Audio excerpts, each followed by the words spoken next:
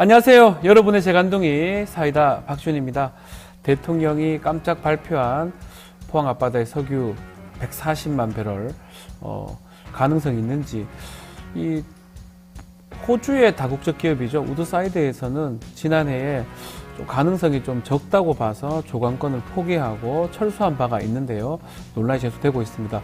오늘 그 박사, 아브레우 박사의 기자회견이 있으니까요. 어느 정도 좀 의문나는 점, 또 궁금한 점들이 좀 해소가 될 수 있을지 좀 지켜봐야 될 부분 같습니다.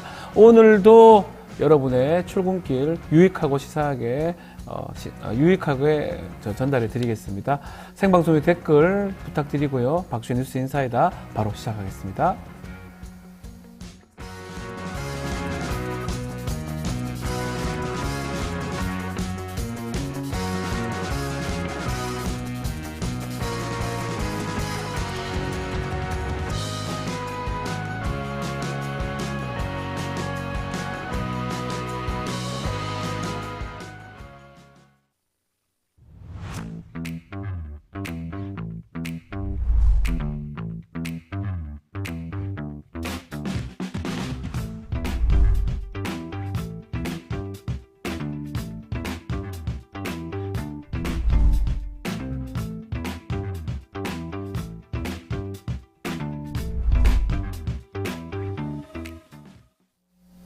바쁜 아침 오늘 꼭 알아야 할 뉴스들만 엄선해서 여러분께 전해드리겠습니다. 듣기만 해도 이해가 쏙쏙 뉴스픽.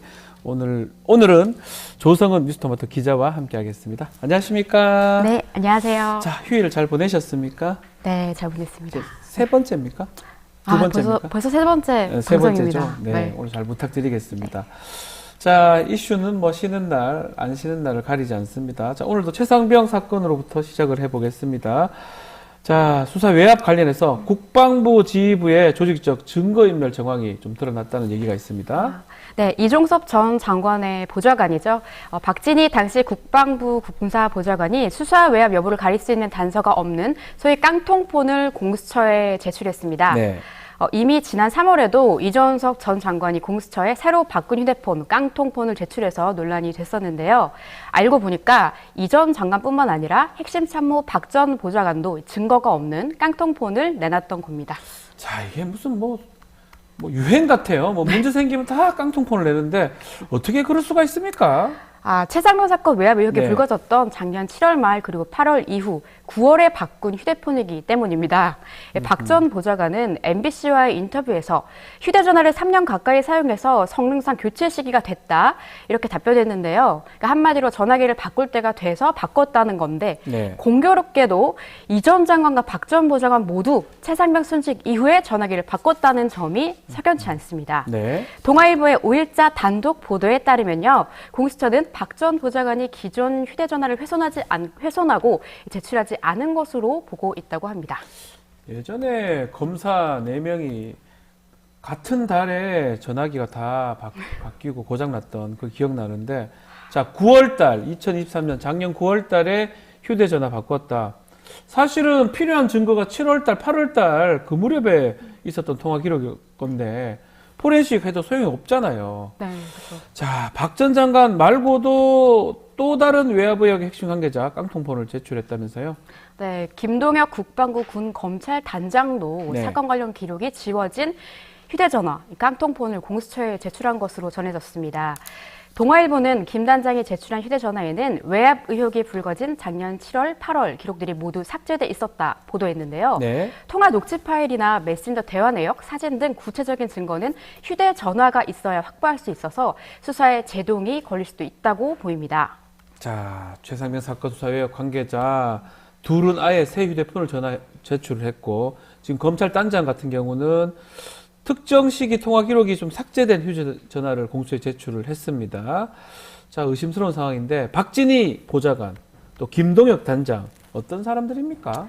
네, 먼저 박진희 당시 국방부 보좌관은 최상병 수사 사건 이 외압 의혹이 발생한 시기에 네. 대통령실과 국방부가 긴밀하게 소통하는 데 핵심 역할을 했던 사람입니다.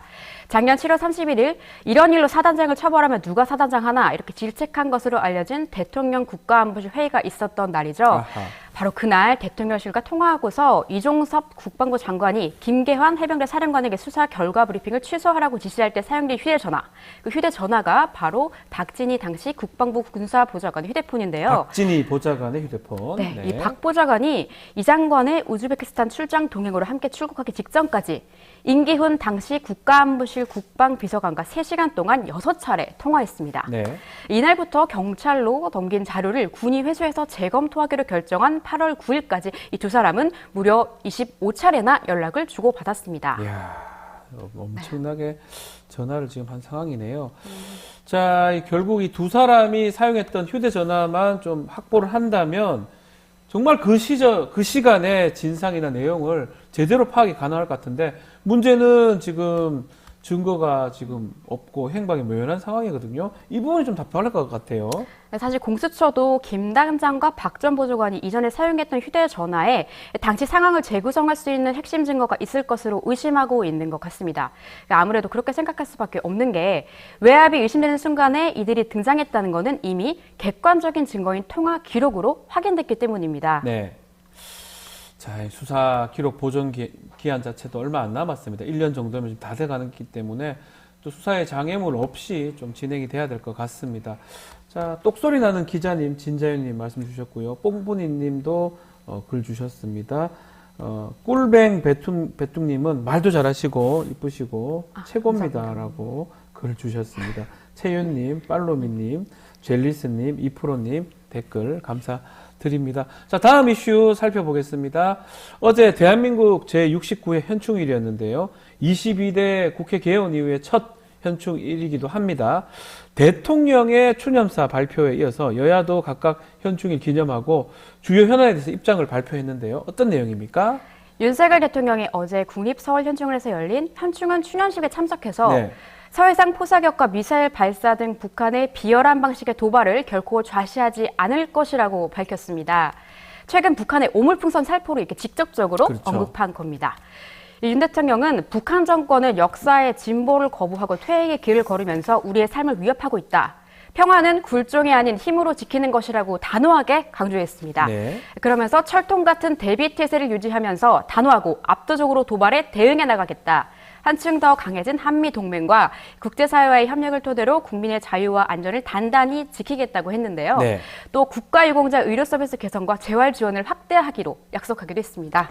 자, 현충일 이 추념사 여야 어떤 입장을 내는지 궁금하고요. 특히 대북 정책에 대해서는 온도차가 좀 드러났을 것 같아요. 네, 사실 여야 모두 국가를 위해 희생한 순국 선열들의 정신을 기리고 이들이 존경받는 사회를 만들어야 한다. 여기는 공감하고 당연히 입을 모았을 것 같은데. 한 목소리를 냈는데 네. 문제는 대북 정책에 대해서 뚜렷한 시각차를 드러냈습니다. 네. 최민석 더불어민주당 대변인은 강대강 대치 속 오물폭탄으로 대한민국 영공이 유린당하는데도 정부의 굴종 외교는 멈출 줄 모른다면서 윤 대통령은 영웅들의 희생을 헛되이 만들지 말라고 정부의 안보 정책을 비판한 반면 네. 김민전 국민의힘 수석 대변인은 최근 북한의 도발 위협이 다양한 형태로 계속되고 있어 매우 안타깝다며 국민의힘과 윤석열 정부는 대한민국을 위협하는 그 어떤 도발에도 단호히 대응해 나갈 것이다.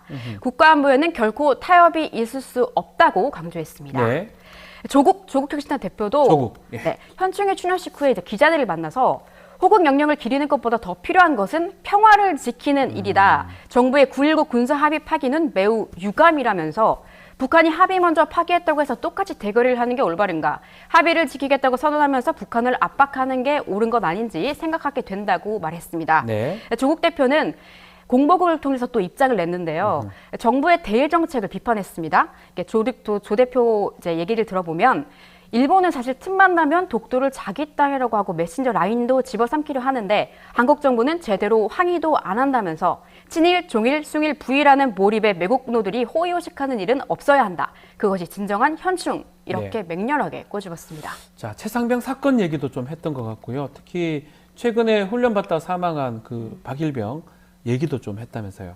네, 조국 대표는 또 현충의 정신을 살리기 위한 첫 번째 같은 길은 최혜병 죽음의 억울함을 밝히고 책임자를 규명하는 것이라고 밝혔습니다. 네. 허은하 개혁신당 대표도 대통령께 엿듣고 싶다. 군에서 군의 실수로 목숨을 잃은 우리 전우들에게 어떻게 하실 생각인가? 현 상황에서 박일병과 최상병에 대한 문제는 어떻게 하시려는지 꼭 질문드리고 싶다. 이렇게 입장을 밝혔습니다. 자, 뭐 하나하나가 다 중요한 만큼 여야가 힘을 좀 합쳐서 현안을 처리를 해야 될 것 같은데, 자, 그나저나 휴일 전날 6월 5일이죠. 오후에 22대 국회의장 선출이 됐네요. 네, 뭐 22대 국회가 네. 우원식 더불어민주당 의원을 전반기 국회의장으로 선출했습니다. 아하. 본회의 전에 여야 원내 지도부가 원구성을 두고 협상을 벌이긴 했는데 법사위 운영이 과방위원장 자리를 두고 맞서다가 끝내 뭐 타협점을 찾지 못했습니다. 네. 결국에 국민의힘은 여야 합의 없이 본회의가 열렸다면서 막 항의를 했고 표결을 거부하고 집권 여당이 불참한 상태에서 야당 단독으로 투표를 진행했는데요. 우 의원은 출석위원 192명 중에 찬성 190표를 얻어서 국회의장에 당선됐습니다. 자, 끝까지 뭐 잡음이 있었어요. 그렇지만 우원식 의장 지금 원구성에 키를 쥐면서 이제 국회의장이 됐는데 또 현충일 기념해서 한마디를 했네요.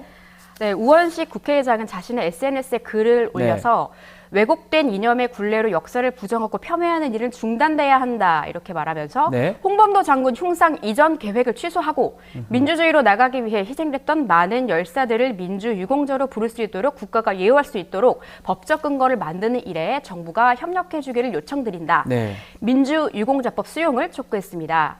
참고로 민주유공자법은 지난 21대 국회에서 더불어민주당 주도로 본회의를 통과했는데요. 윤석열 대통령이 민주유공자를 선정하는 기준과 절차가 명확하지 않아서 대상자 선정이 자의적으로 이루어질 소지가 크다. 이런 이유를 들어서 거부권을 행사해서 결국 폐지된 법안입니다. 자, 지금 뭐 또 문제가 되는 게 지금 석유 얘기입니다. 삼성전자 시가총액의 5배 수준 가치의 막대한 석유, 가스가 매장되어 있을 것이다. 라고 지금 대통령 깜짝 발표를 했었는데 같은 날 그날이죠. 6월 5일. 정반대의 평가가 내린 보고서 내용이 있습니다. 뭐 우드사이드인가요? 이게 지금 또 관심을 받고 있습니다. 네, 뭐 호주의 석유 개발 회사 우드사이드죠. 네. 윤 대통령이 주장하는 석유전과 관련해서 이 우드사이드가 장면에 이미 장래성이 없다는 평가를 내린 것으로 알려졌습니다. 네. MBC 보도에 따르면 우드사이드는 2007년부터 한국석유공사와 함께 뭐 영일반이대를 탐사해온 세계적인 에너지 기업인데요. 우드사이드가 작년에 작성한 보고서를 보면 더 이상 미래 가치가 없다고 평가되는 지역에 대한 탐사를 그만두기로 했다. 이런 내용이 기재되어 있습니다. 네. 우드사이드는 탐사를 중단하기로 한 지역으로 그 영일만 일대, 그러니까 윤석열 대통령이 언급한 그 지역이죠. 네. 그 지역, 그러니까 최대 140억 배럴의 석유와 가스가 매장돼 있다. 이렇게 말한 그 지역을 언급했습니다. 네. 자, 지금 뭐 정부 입장에서는 미국의 컨설팅 기업이라고 일컬어지는 액트지오를 통해서 이 의뢰를 했는데 어떻게 액트지오 대표가 이제 일단 귀국을 했습니다. 오늘 기자회견을 열기로 했는데 주목을 받을 것 같아요. 그래서 사실 의혹이 생긴 겁니다. 네. 이미 작년에 우드사이드가 가치 없다 이렇게 평가했는데 왜 또 액트지오의 분석을 의뢰한 거다. 그러니까요. 뭐 이런 거죠. 근데 논란이니까 정부가 즉각 이렇게 반발을 했는데요. 네. 정부는 우드사이드가 철수하면서 넘겨준 자료와 추가 탐사 자료 등을 액트지오에 넘겨서 새롭게 분석을 했다. 이렇게 반박했습니다. 이어서 우드사이드가 철수한 건 2022년 다른 에너지 기업과 합병을 하면서 기존 사업에 대한 재조정 과정에서 이뤄진 것이다. 이렇게 설명하기도 했습니다. 그렇지만 일각에서는 이 액트지오 이 가스 매장하고 시추하는데 역량이 부족한 영세한 기업이다. 가정집 같은 기업이다.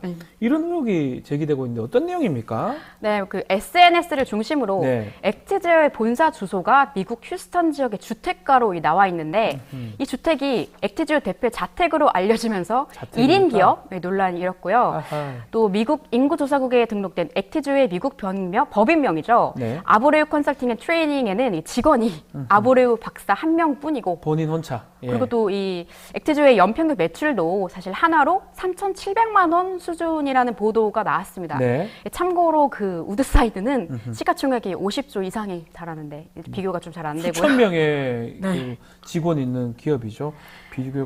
비교할 필요도 없는 상황이 아닌가 생각이 적다고 뭐 못하는 건 아니겠지만 그래서 오늘 뭐 네. 기자회견에서 액트지오사에 대한 논란이 또 해소될지 그걸 두고도 세간의 이목이 집중될 것 같습니다. 지켜봐야 될 것 같습니다. 자, 김혜성님, 예, 분당 주민 얘기, 제가 근처 사니까 계속 그 얘기를 좀 주시는 것 같고요. 채윤님, 또 이프로님, 기자님 목소리 너무 좋습니다. 라고 얘기를 주셨습니다. 오늘 액트지오 기자회견 모든 분들이 주목을 하고 있으니까요. 지켜보기로 하겠습니다. 조성희 기자, 고생했습니다. 감사합니다. 생방송 댓글 참여 계속 부탁드리고요. 저는 잠시 후 대담으로 돌아오겠습니다. 조금만 기다려 주십시오.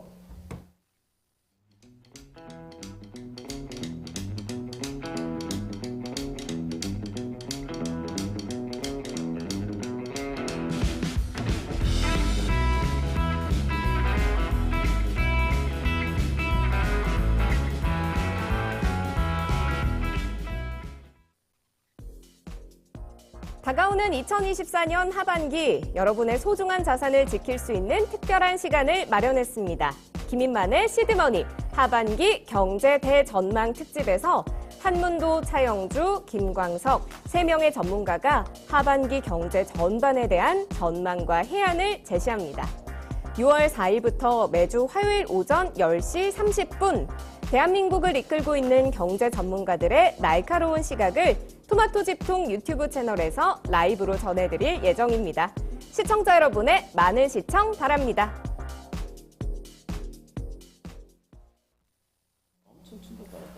자, 최상병 사고 수사 외압 의혹 관련해서 통화한 적이 없다 기존 발언을 뒤집는 기록들이 소속 공개가 됩니다. 그래서 윤석열 대통령 경로설 윤곽이 짙어지고는 모양새, 또 개입이다 아니다, 또 여야 간에도 설전이 지금 벌어지고 있는 상황인데요. 해병대 전 수사단장 박정훈 대령 측 변호인 김정민 변호사 모시고 사건 현황, 또 앞으로 계획에 대해서 말씀 좀 나눠보겠습니다. 안녕하십니까? 예, 안녕하십니까. 김정민 변호사입니다. 바쁘신 것 같아요. 그러게요. 바쁠 일이 없는 사람인데 이렇게 바쁘게 되네. 사실은 뭐, 둘이가 동기입니다. 같이 이제 근무를 했기 때문에 제가 항상 주목을 하고 있는데, 얼마 전에 JTBC 방송국에서 이제 이종섭 장관 측 변호인하고 이제 토론을 했던 걸 본 적이 있는데, 좀 두 사람이 좀 차이가 난다, 뭐 이렇게 사건 이해도에 대해서 그런 댓글들도 좀 있었던 것 같아요. 왜냐하면 아무래도 이제 그 이종섭 국방장관 쪽에서는 일단 기록이 없고요. 네. 증거 기록이 부족하죠. 거의 없는 상태고. 네. 또 이제 과연 이종섭 국방장관이 그나마 정보를 제대로 전달했느냐. 아하. 그것도 알 수 없는 거고요. 그렇죠. 당장 지금 그제죠. 그제 그 국방부 조사본부의 최초 보고서가 공개됐는데 그것도 잘 모르시는 거죠. 네. 왜냐하면 국방장관이 그런 걸 설명하지 않았을 테니까요. 네. 사실 조사본부에서 재입첩할 때도 엄청난 외압이 있었다고 저희는 작년에 이미 그 8월 17일, 18일경에 정보가 있었거든요. 네. 당시 그걸 보도했던 동아일보 기자가 굉장히 그것 때문에 고초를 겪고 보도를 제대로 했음에도 불구하고 인신공격적인 그런 태도를 국방부가 보였죠. 네. 그걸 또 해명하는 과정에서 이제는 또 뭐 처음에는 허위 보도라고 하더니 나중에는 뭐 이 정보 어디서 나왔느냐 네. 뭐 이래가지고 국방부 조사본부가 굉장히 또 곤란을 겪는 전부 다 공무상 비밀 누설로 뭐 형사 입건하겠다 이런 협박까지 사실은 그러니까 국민들께서는 잘 모르시는 그런 비하인드 스토리가 굉장히 아하, 많습니다. 그렇군요. 그래서 저는 그때 이제 조사본부가 최초 사단장을 이첩한다는 그런 정보가 있어서 그건 쉽지 않을 거다. 왜냐하면 그건 용산의 이 사건에 대한 니즈 이걸 잘 못 해석한 거다. 혼날 거다. 예, 제가 그랬거든요. 근데 아니나 다를까 엄청난 폭풍이 몰아쳤죠. 네. 그래서 사실 이제 대담을 저도 수락했던 이유가 그래도 진일보 한 발짝을 나가기 위해서는 좀 새로운 돌파구를 찾아야 된다. 근데 저는 이제 뭐 이종석 국방장관 쪽 변호인께서 대담에 응해 주신 그 자체가 되게 고마웠어요. 감사했다. 왜냐하면 예. 굉장히 불리한 상황일 거를 알면서도 예를 들면 정보도 부족하고 네. 또 아무래도 그리고 입장을 바꿔 생각하면 그 자리는 어려운 자리거든요. 왜냐하면 국민적 지탄을 받는 범죄 행위일 가능성이 높은 그 행위를 변호해야 되니까 좋은 소리 못 듣겠죠. 그래도 좀 더 좀 이렇게 얘기가 좀 됐으면 하는 아마 댓글들이나 시청자 의견도 있었을 것 같은데 박대령님 지금 어떻게 지내고 있는지 박정훈 단장 이제 궁금해요. 지난 9개월 동안 그렇게 그 대통령 경로는 망상이다라고 네. 맹비난하고 구속영장을 청구하고 또 기소를 하고 그 이후에도 숱한 거짓말들이 전국을 쩌렁쩌렁 울리게 했지 않습니까? 네. 그게 이제 최초의 시작이 되는 그 대통령 경로에 대해서 지금 뭐 자백을 했다고 봐야 되는지 안 했다고 봐야 되는지는 예. 모르겠으나 예. 결정적 물증은 나왔기 때문에 예. 이제 저는 그날 그런 결정적 물증이 나온 날 좀 편안한 잠을 잤는데 예.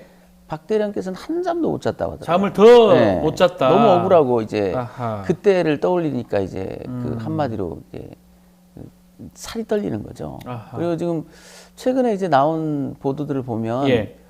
검찰 단장, 군사보좌관 이런 사람들이 핸드폰을 다 갈아엎었다는 거 아닙니까? 지금 저희가 뉴스픽 네. 시간에서 잠깐 네. 전달해드렸습니다. 근데 그게 또 박 대령 입장에서 보면 작년에 구속영장 청구하고 그걸 구속 사유로 상당히 강하게 얘기했어요.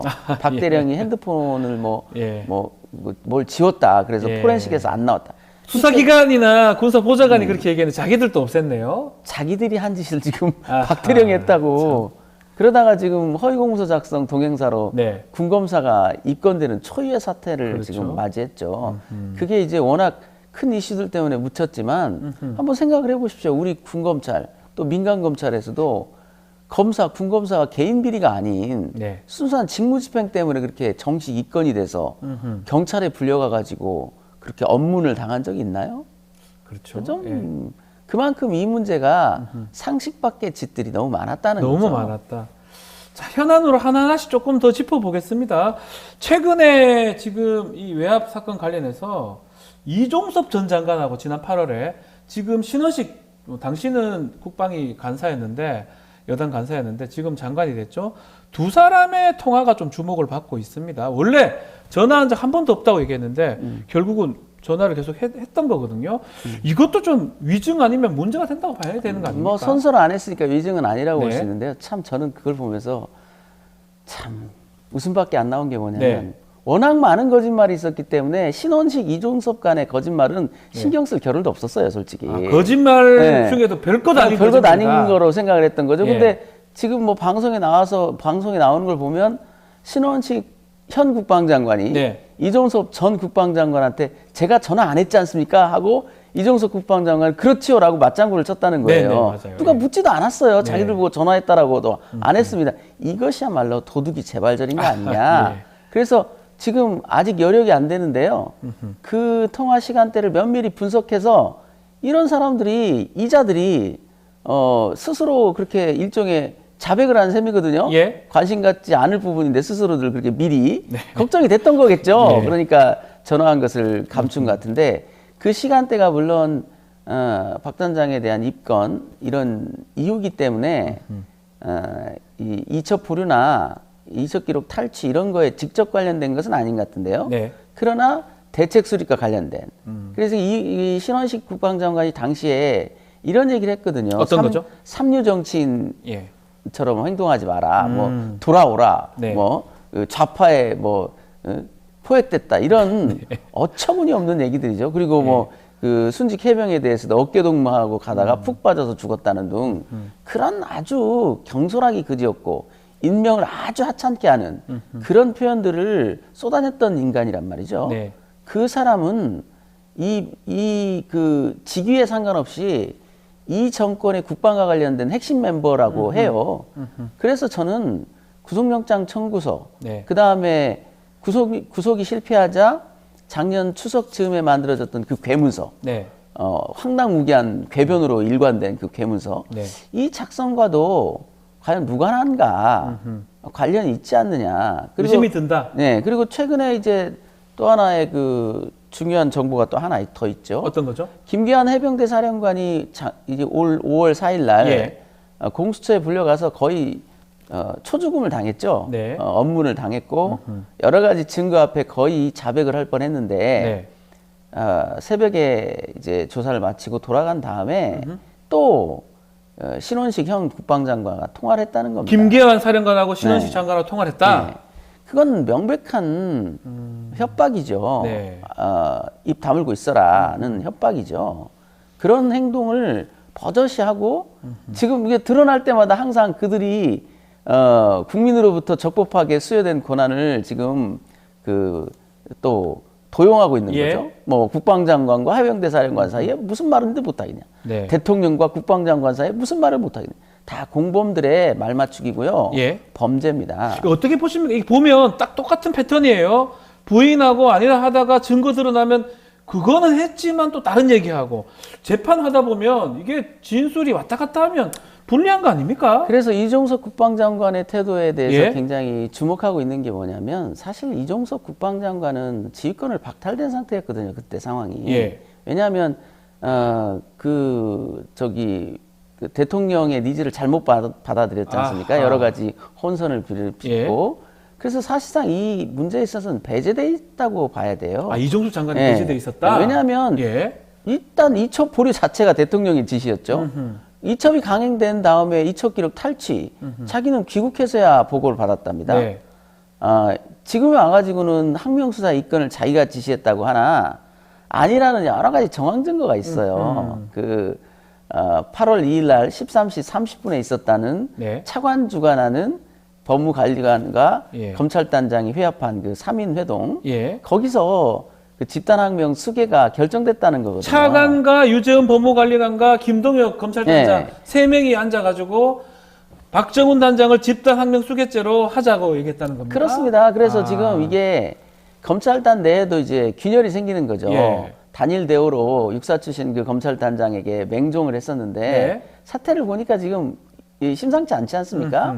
그러니까 검찰단 내에서도 지금 그런 정보들이 흘러나오고 있어요. 네. 그날 그 회의에 참석했던 그 검찰단장이 자기가 집단항명 수개라는 아이디어를 내자 반응이 폭발적이었다라면서 엄청 좋아했답니다. 네. 그 하명을 받고 결국 해병대 사령관을 조사하겠다고 득달같이 날아간 거죠. 네. 아직 참고인 조사 한 줄도 안 받아놓고 집단항명 수개 이렇게 제명은 이미 잡아놓고요. 그렇죠. 이게 뭐 하는 짓입니까 도대체. 자, 집단 항명 수개죄 뭐 저도 군에서 법무관 오래 해가지고 항명죄 이런 사건들은 해본 적이 있지만 집단 항명 수개죄 우리 법무관을 하셨잖아요. 그렇죠. 우리가 교과서에서만 보면 그렇게 교과서에 저희가 교범에 교범에 나오지 않습니까? 네. 그때 법무장교들이 시험 네. 거부해가지고 네. 그거 가지고 이제 비상항고가 벌어지고 네. 비상사고가 벌어지고 아주 해프닝이 있었죠. 네. 그때 그 범죄자로 지목된 분들이 나중에 다 검찰총장 되고 대법관 되고 그렇죠. 그래서 처리도 못 하고 있었던 그런 아주 해프닝 사건인데 네. 이걸 갑자기 꺼내 들었다. 그러니까 이제 군법무관 출신 법조인들은 다 황당해하는 거죠. 왜냐하면 당황스럽죠. 이게 중요한 군 용병작용을 보호하기 위해서 그 엄한 죄를 만들어 놓은 건데 그렇죠. 이거 수사와 관련돼서 기껏 해봐야 수사 지휘와 관련된 어떤 의견 충돌 정도 이게 이 뭐 정도인데 집단항명이 이게 될 수가 집단항명 있습니까? 말도 안 되는 거예요. 그래서 이제 그 제가 비유한 게 가을날 길거리에 떨어진 은행 주운 걸 갖두고 네. 특수절도로 보는 거랑 똑같지 않냐. 논리 구조는 억지로 깨맞추면 되지만 네. 법 집행에서는 상식이라는 게 있는 안 거 아닙니까? 맞다. 안 맞죠. 그래서 그런 것들이 뭔가 무리하게 이루어졌다. 그래서 이 항명죄 군사 재판 지금 하고 있는데 출석하는 과정에서 우리 김정민 변호사님께서 대통령 그 특검이나 수용해라라고 입장을 밝혔습니다. 특검 22대 국회에서 특검 가능성 어떻게 짚고 계십니까? 쉽지 않죠. 지금 21대에서도 네. 패스트트랙에 태워서 우여곡절 끝에 통과시켰지 않습니까? 그렇죠. 근데 또 거부권에 맡겼고요. 이번 또 국회에서도 어떤 변수가 또 어떻게 일어날지 모릅니다. 네. 또 그리고 지금 이제 그 공수처 내에도 일부와 사부 사이에 갈등이 점점 노정돼 있지 않습니까? 네. 그러니까 이제 공수처장이 바뀌면서 굉장히 우려했어요, 저는. 왜냐하면 대통령의 확실한 그 의지를 담은 공수처장이 임명되면 네. 현 팀의 수사가 과연 순항할 수 있겠는가? 쉽지 않을 것이다. 네, 쉽지 않을 지금도 것이다. 사람이 적은데. 네. 근데 일단 공수처장님이 뭐 현재까지의 태도를 보면 그렇게 노골적으로 대통령 편을 든달지 이 수사를 방해한달지 그런 건 아닌 것 같아요. 네.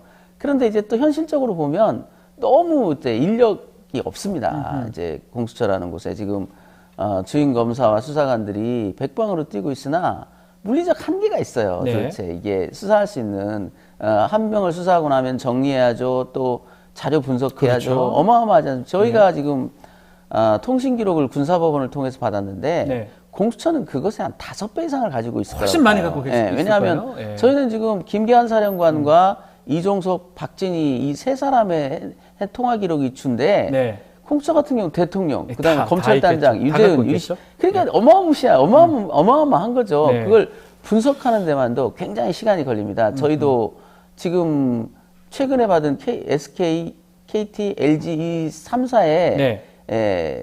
7월 28일부터 8월 9일까지의 통화도 다 분석하지 못했어요. 거기 아하. 아직도 그 이종섭 장관의 전화 네. 그 뒤에 전화 내용을 말하는 예, 거죠. 그렇죠. 그러니까 네. 아직도 분석하지 못했고요. 그래서 지금 신원식과 그 이종섭 전현직 국방장관들의 그 입맞추기식 거짓말에 대해서는 네. 아직 제가 들여다보지도 못했어요. 들여다보면 더 또 나올 수도 있겠네요. 거기 시간대가 매우 예민한 시간대인 건 분명한데 예. 다른 통화와도 좀 매치를 시켜봐야 되기 때문에 네. 아직은 거기 눈길도 못 줬습니다. 왜냐하면 아하. 대통령의 통화가 굉장히 중요한 통화가 3통이 있었고요. 네. 심지어 저는 이런 생각도 해봐요.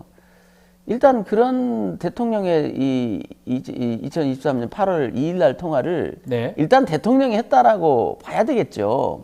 뭐 대통령 전화인데 누가 네. 쓰겠습니까? 그런데 좀 특이한 징후가 있다. 뭐가요? 왜냐하면요. 그 통화는 현재 우리가 확보한 기록만을 가지고 보면 딱 점심시간에 한정됩니다. 12시쯤에 네. 있더라고요. 세 번. 12시부터 1시까지. 네. 낮 시간대죠. 예. 낮 12시부터 1시까지 딱 끝나요. 그러니까 그리고 또 등장하는 게 8월 8일 아침입니다. 네. 그러니까 이 얘기는 뭐냐면 이 대통령이 공개된 곳에 나타날 때가 아니란 얘기예요. 그러니까 한간에 떠도는 그 김건희 여사가 사용했다 한들 반증이 있습니까? 그리고 아하. 대통령도 지금 내가 했노라? 어떤 내용이다? 라는 적극적인 해명을 못 하고 말을 있어요. 안 하고 있죠, 무슨 이거. 잼버리를 갖다가 거기다 네. 잼버리 통화 말도 안 되는 소리죠. 그리고 제가 작년에 대통령 경로설이 분명한 역사적 사실이라고 단정했던 게 뭐냐면 네. 그 박진희 군사보좌관과 예. 그 김기환 사령관, 임기훈 국방비서관과 비서관. 김기환 사령관이 예. 통화를 했기 때문이에요. 아하. 거기서 대통령 경로설이 전달됐거든요.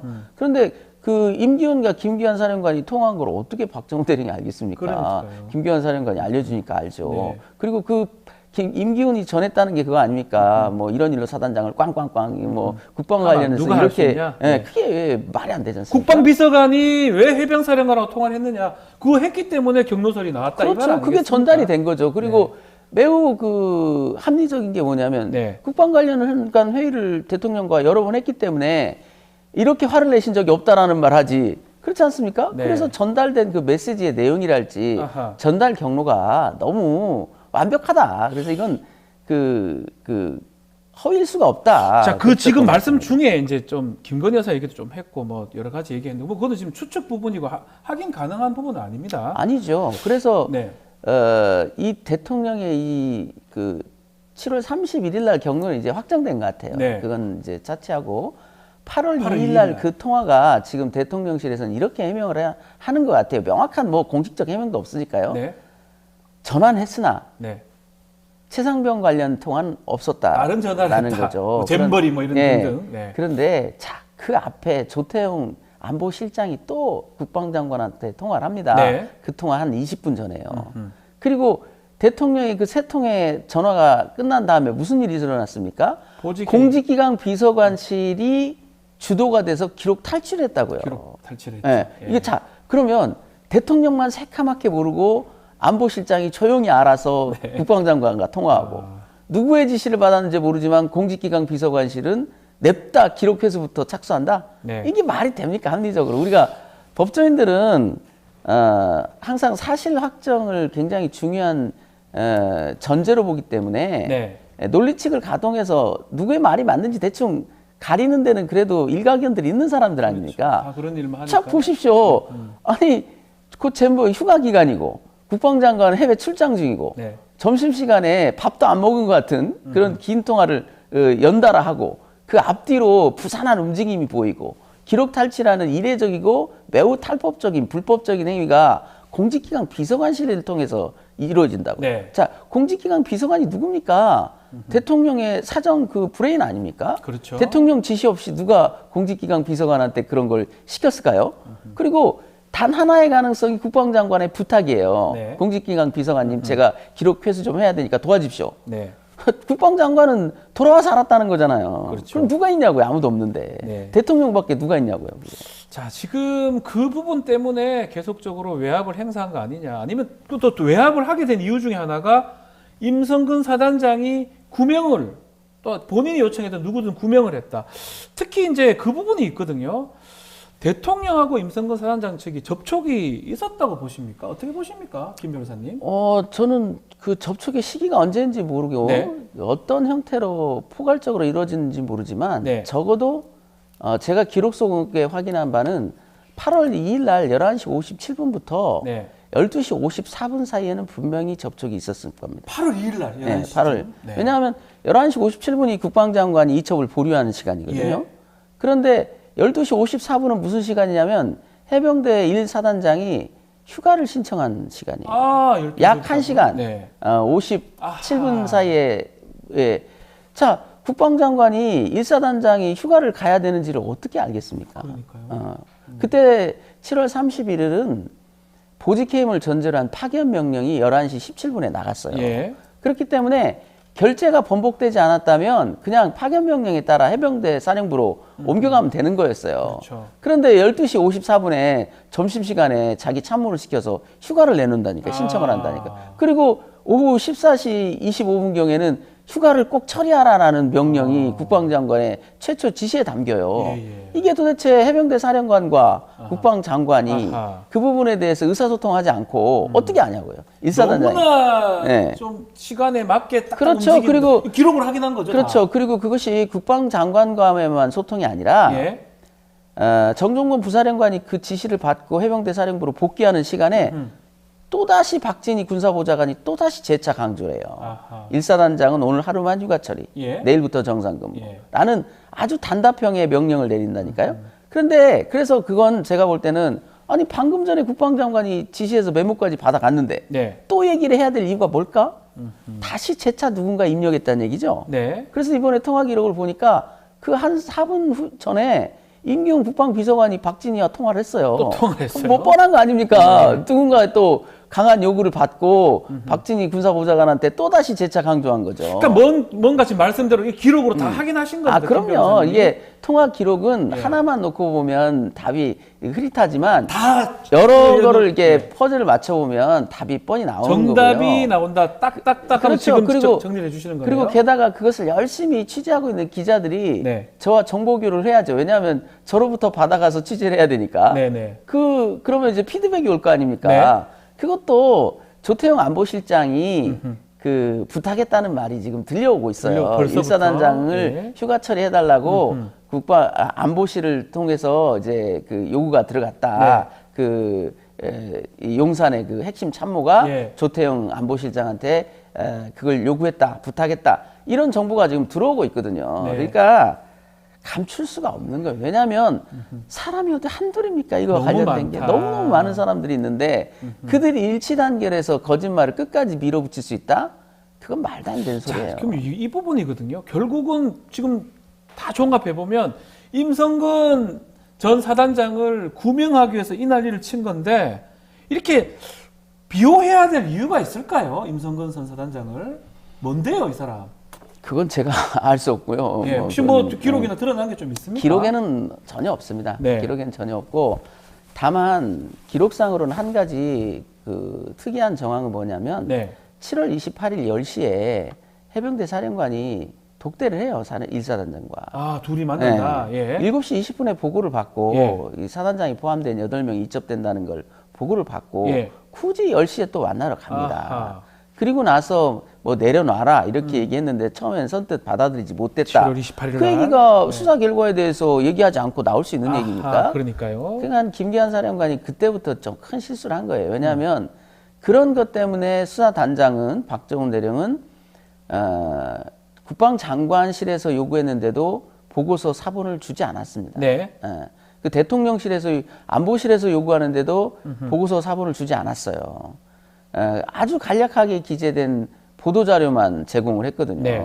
그런 수사 보안 때문에 이게 미리 유출돼 버리면 당연히 인지상정이죠. 네네. 뭔가 자기 변명을 하고자 하는 거는 인지상정 아닙니까? 네. 그러니까 7월 28일 그게 알려지니까 이런 오해를 사는 거죠. 임성근 사단장이 전혀 몰랐다면 8월 2일 11시 57분에 처음 알았다면 그러면 자기가 이첩된다는 거 예. 근데 이첩도 보류됐다는 걸 동시에 예. 알았다면 이런 오해가 안 생기겠죠. 로비를 했느니 마느니 하는 그런 오해가 안 생겼을 텐데 충분한 시간이 있었지 않습니까? 로비 구명 로비 할 수 있는 충분한 7월 시간이 있었던 28일부터 거죠. 예, 7월 적어도, 31일, 예. 8월 2일까지. 7월 28일부터 예. 7월 31일까지는 시간이 있었던 거예요. 있었던 그러니까 거죠, 최소한. 이제 뭐랄까 그 가정을 해보면 네. 그런 어떤 그 로비를 통해서 용산과 컨택이 되고 용산이 움직인 거 아니냐. 네. 그리고 대통령의 반응들이 되게 특이하지 않습니까? 네. 그리고 저는 로비설의 여러 가지 근거 중에 기록상으로만 따지면 첫째 7월 30일이라는 그 사단장의 휴가가 지시됐다는 거예요. 네. 또 8월 2일은 이첩이 강행된 사실이 용산에 알려지자 첫 조치가 뭐였냐면 기록 탈취였어요. 탈취죠. 기록 뺏어오는 보통은 거죠. 네. 기록 회수는 그렇게 중요한 게 아니거든요. 왜냐하면 국가기관인 경국청이 가지고 있는 서류인데 어디로 날아가는 날아갈 것도 것도 아니고, 아니고 없어질 것도 아직 아닌데. 입건도 제대로 안 됐는데 네. 범죄 사실이 무엇인지도 모르는데 네. 검찰 처음에는 법무관리관을 시켜서 회수하려고 했다가 그게 여의치 않으니까 이제 검찰 단장한테까지도 지시가 내려간 것 같거든요. 네. 그렇게 기록 회수에 목을 매야 됐던 이유는 뭐냐? 결국은 임성근 사단장이 피의자가 돼서 아하. 향후 진출, 현보직을 유지하기도 힘들고 향후 진출은 고사하고 이런 위험성이 먼저 감지되고 거기에 대한 대책이 먼저 그게 중요하다. 조치됐고 그 다음에 이제 이놈들 어떻게 하지? 이게 검토되는 것 같아요. 두게 된 2단계로. 것이다. 그러니까 이 대통령이 단순 경로였다면 화부터 나서 이 자들을 어떻게 조치할까에 먼저 피리 꽂혀야 되는데 네. 그게 아니었어요. 굉장히 그게 그 초기에는 냉정했습니다. 대응이. 기록 회수라는 아주 원색적이고 불법적이나 더 중요한 네. 거는 임성근의 구명이나 진출을 방해하는 걸 막는 거. 막는 더 거죠. 중요했다는 막는 거죠. 거죠. 그 기록을- 이후에는 아니 내 말 왜 안 듣냐 이래가지고 이 학명적으로 그렇죠. 의율해라. 그러니까 이제 기록을 회수하는데도 원본 기록을 가져오려고 그렇게 노력을 원본을. 했다는 거예요. 왜냐하면 복사본을 떠오면 네. 사건은 계속 진행되잖아요. 진행될 수 예. 있으니까. 그 경북청 그리고 원본을 가지고 오고 사본도 파기시켰습니다. 네, 결국은. 경북청이 가지고 있던 네. 사본 굉장히 치밀하고 냉정한 조치들이 일어났고 그 조치들의 목적은 뭐였냐? 다른 건 하나도 없어요. 그 기록 뭐 확보, 증거 확보, 웃기는 소리 하지 마. 기록 확보는 의미가 없는 게 해병대 1광수대에는 원본이 있고요. 원본이 변사사건 있고, 기록 네. 원본이. 그걸 카피해서 만든 이첩 기록 원본이 경북청에 갔기 때문에 네. 그 기록은 경북청에서 보관하고 있기 때문에 필요하면 얼마든지 나중에라도 확보할 수 있는 기록입니다. 중요하지 않아요. 네. 그래서 이 항명 사건의 증거로도 안 냈잖아요. 그래서 자기들은 항명 사건의 중요한 증거라고 조기 확보할 필요가 있었다고 확보했는데 네. 이 사건의 증거로 내지도 않았어요. 그러네요. 그만큼 증거 가치가 없었다는 거죠. 그거는 증거로 확보하려는 그런 트릭이고 속내는 뭐냐? 이첩을 막아서, 그 임성근을, 피의자가 네. 되지 않게 해서 신분을 보장하는 아하. 그거밖에는 없다. 자, 그래서 재판을 조금 상황을 짚어보면 결국은 그 막는 과정에서 항명죄로 지금 의율한 거고 그 지시가 정당한지 안 한지 이런 것들이 재판의 쟁점이 될 것 같은데 1심 재판 분위기는 어떻습니까? 박정훈 대령 재판. 지금 뭐 담당하고 재판부는 계시니까요? 상당히 공정하게 잘 진행을 하고 아하. 있고요. 나오는 증인들이 또 위증으로 일관하고 있죠. 위증은 예. 다 하고 있습니까? 예, 김기한 사령관, 첫째 김기한 사령관은 여전히 예. 이렇게 대통령 기록이 오픈될 줄 몰랐던 거겠죠. 통화 아하. 기록이. 예. 첫 증인으로 나와가지고 예. 뭐 대통령 경로는 망상이다라는 기존 입장을 유지했어요. 예. 그 위증이죠, 당연히. 위증이고. 그리고 유재훈 법무관리관도 나와가지고 이미 그 해병대 사령관의 메모, 그 다음에 해병대 수사단의 그 수사 지도관의 확인서, 네. 그 다음에 정종범 부사령관의 메모에서 자기가 말한 것이 혐의자를 빼라, 혐의자를 특정하지 마라라고 지시했음이 명확하게 나오는데도 네. 혐의자를 특정해도 되고 특정하지 않아도 되고 알아서 하세요 이랬다는 거예요. 다 거짓말이죠, 위증이죠. 네. 네. 그런 또 부가적인 범죄들이 양산되고 있습니다. 그러니까 이게 거짓말과 그 범죄를 양산하고 있는 사태라니까요. 네. 수도 없는 거짓말, 수도 없는 범죄자들이 지금 대통령의 그 오판인지 로비에 따른 어떤 그런 것인지 모르겠습니다만 대통령의 그 황당무계한 네. 월권행위 때문에 이 모든 엄청난 많은 공무원들이 저기하고 그 사람들이 국민들 앞에 망신을 당하고 있고요. 변호사님, 그러면 이거 만약 재판 뭐 결론이 나겠지만 되면 문제되던 위증 같은 거 했던 사람들 다 조치를 취할 예정이십니까? 그럼요. 지금 다 기록하고 있습니까? 네, 김기한 사령관은 이미 모해 위증죄로 고발이 모해 됐어요. 위증입니까? 네. 아. 저희가 고발한 것도 아닙니다. 예. 해병대 예비역에서 고발했고요. 예, 예. 일단 뭐 저기 유재원 법무관리관은 피하기 힘들겠죠. 네. 저희가 모해 위증으로 고발할 수밖에 없을 것이다. 김동엽 단장은 뭐 전화기 또 깡통폰 냈던데요. 그래서 지금 뭐 자신의 범죄에 관련된 네. 거니까 증거인멸은 안 되겠죠, 형사상.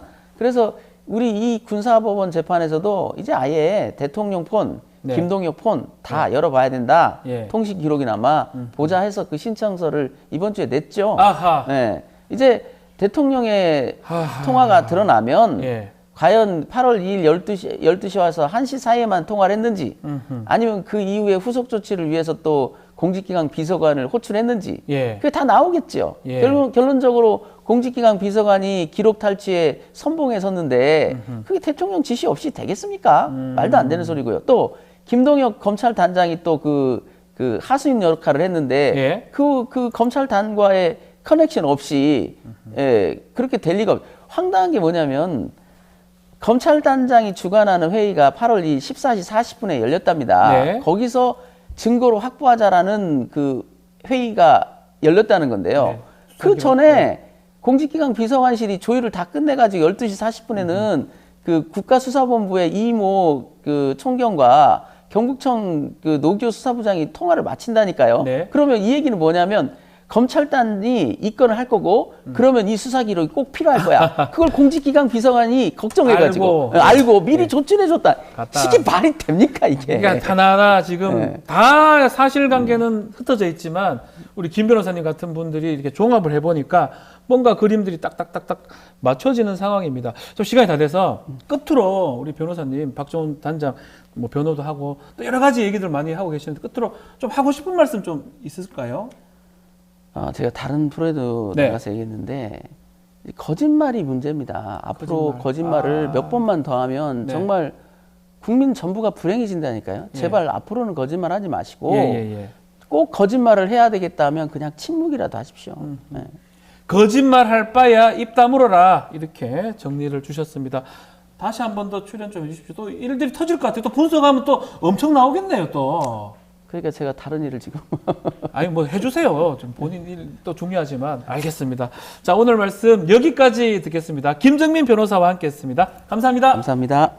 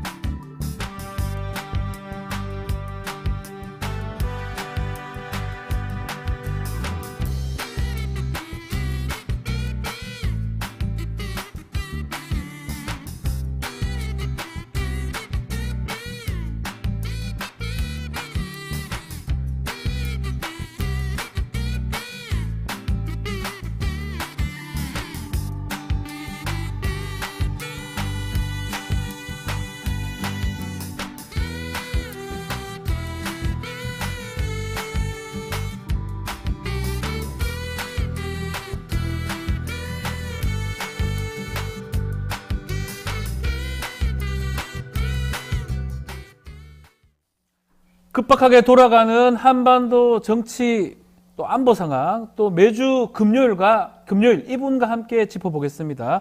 금요 시사계의 진보 달마대사 김종대 전 의원의 최강 디펜스 코너입니다. 김종대 전 의원, 안녕하십니까? 안녕하십니까? 자, 본격적인 시작에 앞서서 이벤트 하나만 소개 좀 해드리겠습니다. 예, 죄송합니다. 저희 6월 15일 날 공개 방송 진행합니다. 김종대 의원도 오십니다. 첫 공개 방송인 만큼 재밌는 코너 또 풍성한 사은품 준비가 되어 있습니다. 자, 여러분 많은 관심 좀 부탁드리고요. 참여 방법 좀 알려드릴게요. 화면에 지금 나올 겁니다. QR코드 아니면 라이브 채팅창 고정 상단글 있습니다. 커뮤니티를 통해서 신청을 할 수가 있습니다. 이제 조금 남았습니다. 빨리빨리 신청해 주시기 바랍니다. 김종대 전 의원도 볼 수가 있습니다.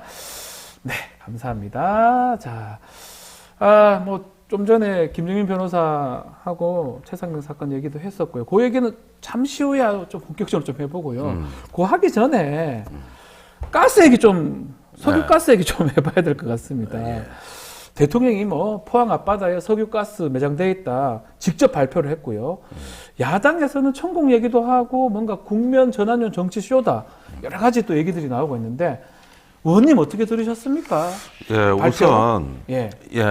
그 배경에서는 국면 전환용이라는 해석도 일리가 있습니다만은 윤 대통령 기질 자체가 네. 뭔가 어떤 이 과학 분야에서 신기한 얘기를 들으면 그대로 꽂혀버리고 네. 훌러덩 넘어가는 예. 일이 의외로 많았어요. 네.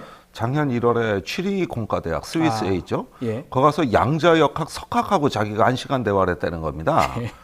그런데 뭐 대화가 되는지 안 되는지 몰라도 되겠습니까, 그게? 당시 그 수행하던 이종호 정보통신부 네. 장관한테 쪽지 메모를 전달해서 발표하라 그랬는데 예. 그 즉석 발표가 나와요.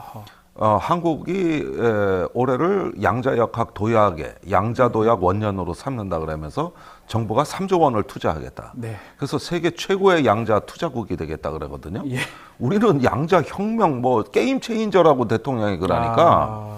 그런데 지금 어떻게 됐느냐? 아하. 그 3조 원은 투자가 안 됐고 결국 안 되고. 원래 있던 관련 예산 1조 원도 지금 집행이 안 돼가지고 R&D 예산 삭감할 때 칼 맞아서 예. 쑥떡 잘렸어요. 양자역학 뭔지는 잘 모르겠지만. 양자 컴퓨터 만든다고. 네네네.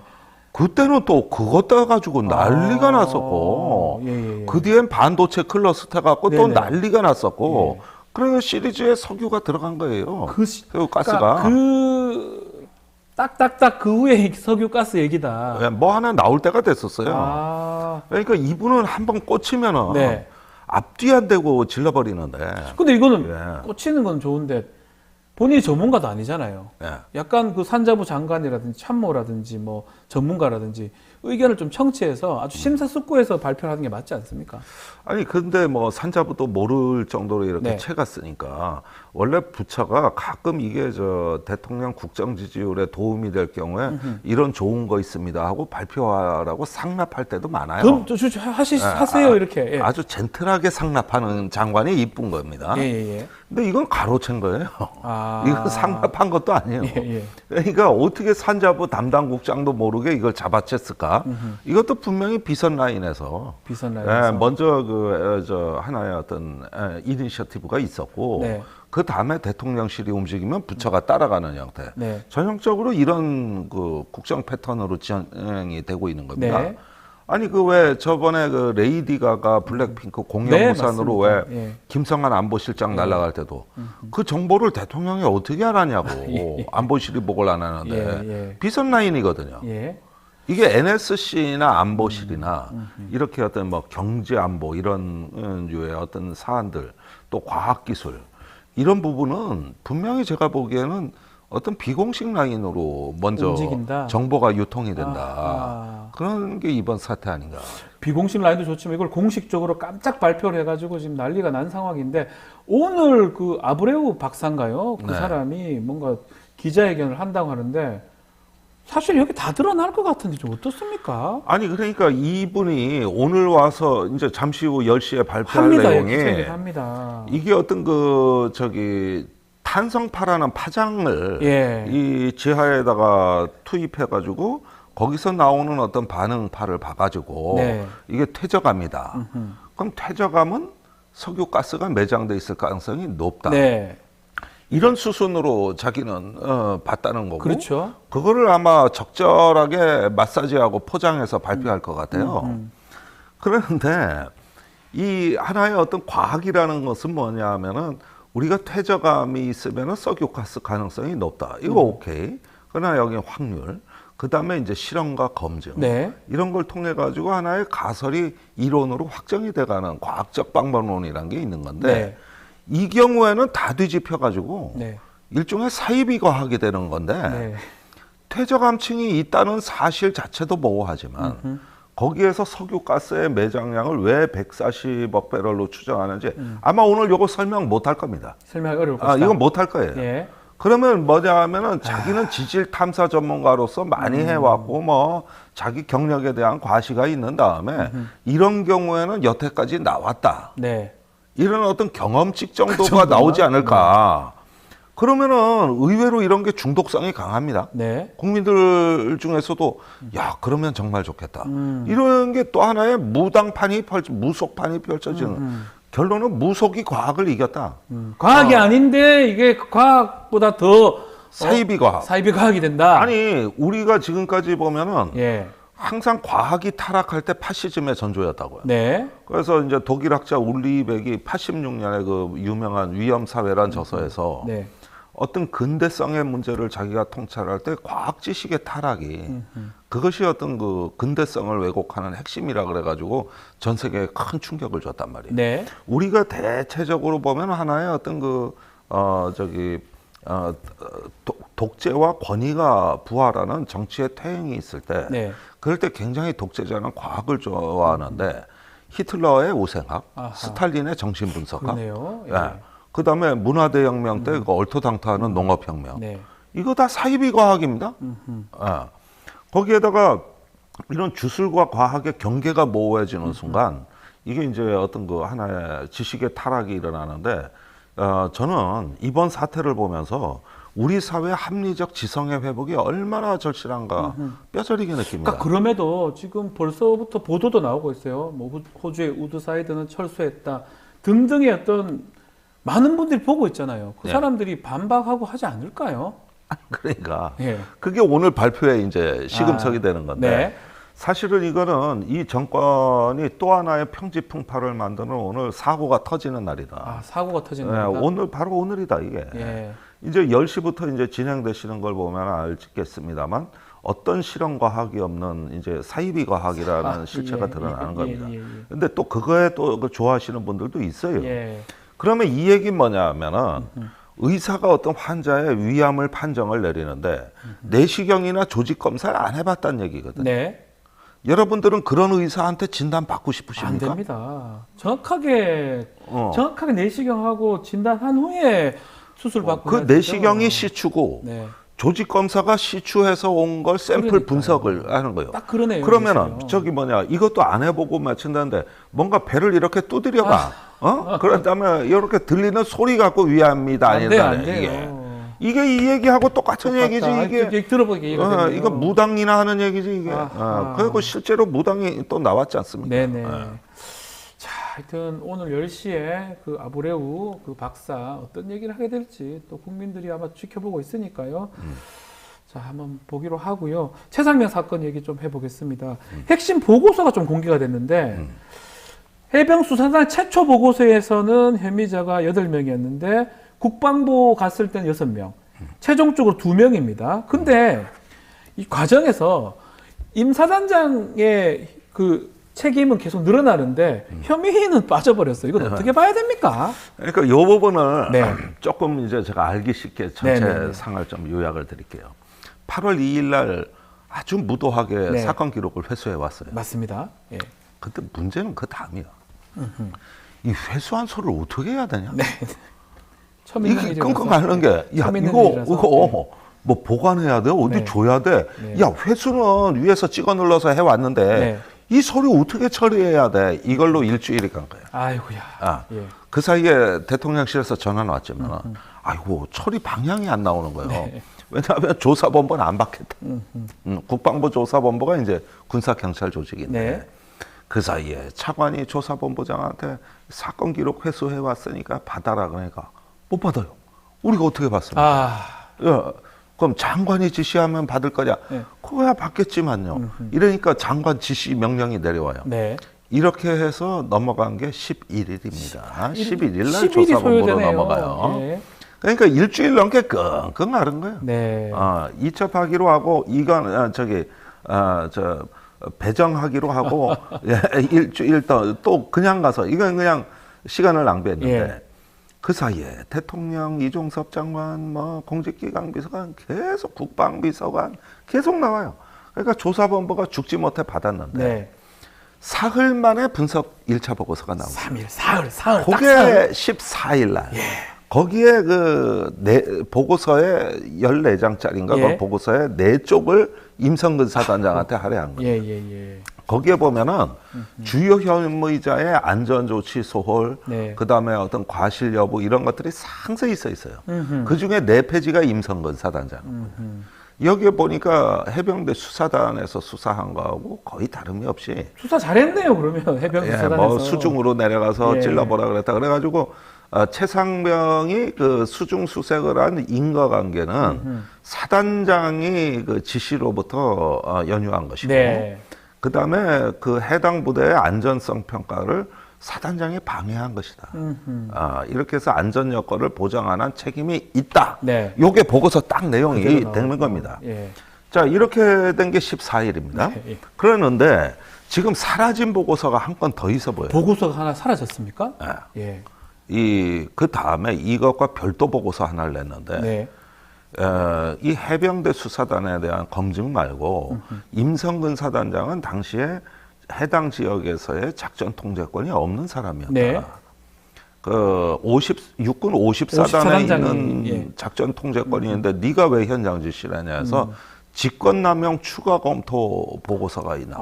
그런 게 있었어요. 예. 요게 지금 감쪽같이 사라지고 아하. 요게 예. 분명히 존재하거든요. 그런데 작년에 동아일보가 네.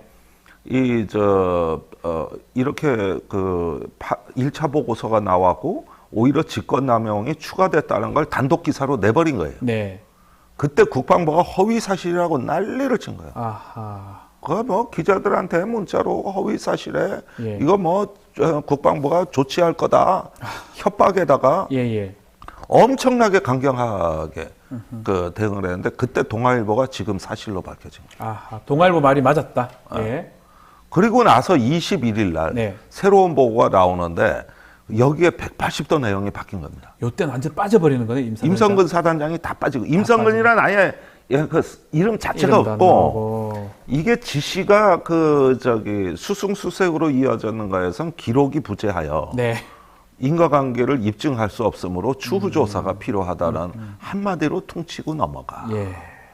그래서 6명에 대한 혐의 사실을 제외하고 2명, 2명만. 현장 지휘관, 대대장 둘이. 2명만 예. 넘어가게 되는 것이죠. 이야. 이거 뭐 다 180 드러나네요. 그럼 하나씩. 그런데 이런 보고서가 나오기까지에는 17일경에 네. 장관 주재로 대책회의가 열렸던 거예요. 아하. 이 장관 주재 대책회의에 유재원 법무관리관, 김동혁 검찰단장, 박경훈 국방부 조사본부 직무대리가 직무대리. 네. 갔던 거죠. 다 갔던 거네요. 그리고 이날 유재원 법무관리관하고 공직 이시원 비서관 사이에 집중적인 통화가 또 이루어진 날이거든요. 예. 예. 이때부터 조작을 위한 공모가 이루어진 것이다. 조작을 하기로 서로 공모하고 네. 그 다음부터 이제 실행 국면에 들어가서 21일 날 이 보고서가 나온 것이다. 그러면 좀 그렇게 봐요. 우리가 7월 31일 또 8월 2일도 주목을 하고 있지만 그 이후도 계속 주목을 해야 되네요. 진짜 실제 그 네. 조작 은폐가 이루어진 거는 예. 그 이후죠. 8월 뭐 11일, 17일, 뭐 네. 21일 뭐 이렇게 그 뒷부분도 사실은 지금 좀 전에 김정인 변호사가 그거 통화 기록도 받을 것이다. 예. 다 받아서 분석을 할 것이다. 그렇습니다. 라고 하더라고요. 그러니까 8월 말까지는 통화 계속 기록을 문제가 더 될 수가 확보하셔야 있네요. 됩니다. 예. 자, 이 보고서, 이 검찰단에서 작성한 보고서 얘기도 있고요. 또 경북 경찰청에서도 좀 외압을 받았다. 이런 발언들이 있거든요. 이 수사 외압 정황들이 계속 드러나고 있는 것 같습니다. 그렇죠. 거기서 네. 그 경북경찰청의 수사관이 네. 막 울면서 통화하는 녹취가 나오죠. 아하. 그런데 해병대 수사단이 우리가 정직하게 했는데 왜 서류를 내줬냐 그러니까 울면서 답을 못하죠. 네네, 답을 못하는 그 모습. 예, 네. 이 모습이 나오죠. 그러니까 그쪽도 지금 상당한 압력을 받았는데 네. 문제는 지금 경북경찰청의 수사가 네. 저게 임성근에 대한 어떤 혐의를 만약에 무혐의로 처리하게 되면 네. 이거 지금 이거 난리 납니다. 이것도 난리가 이거 납니다. 난리나. 이게 저렇게 압력을 받고 있는데 예. 이 정권에선 필사적으로 임성근을 무혐의 처리해야 하나의 카드를 지게 되는 거거든요. 네. 봐, 경찰이 조사했는데 임성근 죄 무혐의 없다잖아. 아니냐. 그런데 박정원이나 여기 이런 데서 지금까지 난리쳐서 우리가 바로 잡으려고 한 거 아니냐. 네네. 이 시나리오가 지금 있단 말이에요, 이게. 아하, 그럴 수도 있겠네요. 예. 이러면서 경북경찰청이 예. 한국 정치에 또 해고로 떠오르고 있습니다, 지금. 지금 앞으로는 네. 예. 야, 임성근 사단장을 어떻게 또 조치를 할지, 혐의 있다고 할지, 혐의 없다고 할지 그 부분도 좀 봐야 될 것 이것도 같네요. 김건희 여사 수사같이 한정없이 미루는 제3의 길도 있는 것이고. 네. 그러면은 아니 도대체 우리 국민 한 사람이 최수근이랑 국민 한 사람이 사망한 게 작년 7월 19일인데 그러니까요. 아 무슨 놈의 얼빠진 수사기관이 1년 넘게 결론을 1년을 못 걸리나. 내립니까 그래. 네. 이게 뭐 엄청 어려운 뭐 사건도 아니죠. 과실 사건이죠. 과실이냐 아니냐 그건 판단하면 되는데 아 그게 1년이 다 돼갑니다 지금. 말이 됩니까? 이런 저기 수사기관 믿고 국민들 어떻게 삽니까? 그러니까요. 또 이렇게 문제가 되는 게 증거들이 좀 없으니까 문제가 되거든요. 이종섭 전 장관도 그랬지만 박진희 당시 군사 보좌관 이 사람들 뭐 김동혁 단장도 마찬가지입니다. 공수처에 깡통폰을 냈더라고요. 네, 이건 이종섭 전 장관도 네, 마찬가지. 다 그렇습니다. 뭐 다 박진희, 김동혁 이거는 이렇게 하면 공수처가 수사를 할 수 있을까요? 아니 그러니까 노골적인 증거인멸 행위이고 네. 담합이거든요. 아하. 이런 부분들을 그냥 지금 방치하고 있다는 건 이거 어떤 법치국가로서 수치스러운 일입니다 이게. 다른 때 같았으면 다 일망타진하고 구속시켰을 얘기지. 네네네. 그래 이걸 뻔히 바라보고 증거인멸하고 국민을 노골적으로 능멸하고 있는데 네. 아니 무슨 공직자가 자기가 공용으로 쓰는 그 핸드폰을 네. 그걸 갖다가 기록물을 파쇄합니까? 그래 하면 안 되죠. 아니 자기 자신을 위해서라도 남겨둬야 될 중요한 기록 자산을 네. 그거를 파괴합니까? 이건 노골적으로 이거 증거 인멸한 무시하겠다는 것이다. 거 아닙니까 이거? 네, 증거 인멸한 거다. 네. 문제가 되니까 이것을 없애기 위해서 한 것이다. 그렇게 보시는 거군요. 아 그렇죠. 이건 인신구속 문제도 검토해야죠. 지금 계속 저러는데. 네. 예. 이자들이 아주 세상 무서운 줄 모르고 작심을 하다. 지금 뭐 이렇게 윗선 개입 의혹이 점점점 드러나고 있는 그런 상황인데 뭐 석유 시추 이런 거 발표할 게 아니라 이거 최상병 얘기하는 게 더 맞지 않나요? 아니 대통령께서? 그러니까 문제는 이 석유 그 시추 발표한 3일 날 예. 9.19 군사합의 무력화도 결정이 됐거든요. 맞습니다. 당일날. 예, 네. 지금 접경 지역 주민들 걱정이 이만저만이 아니요. 이게 지금까지 그 군사합의서 덕분에 꽃게 마음 놓고 잡고 네. 확성기 방송 안 들으며 살았는데 이렇게 높아진 삶의 질이 붕괴하고 일상이 사라지는데 네. 이게 석유는 펑펑 나오고 평화는 깨진다. 음흠.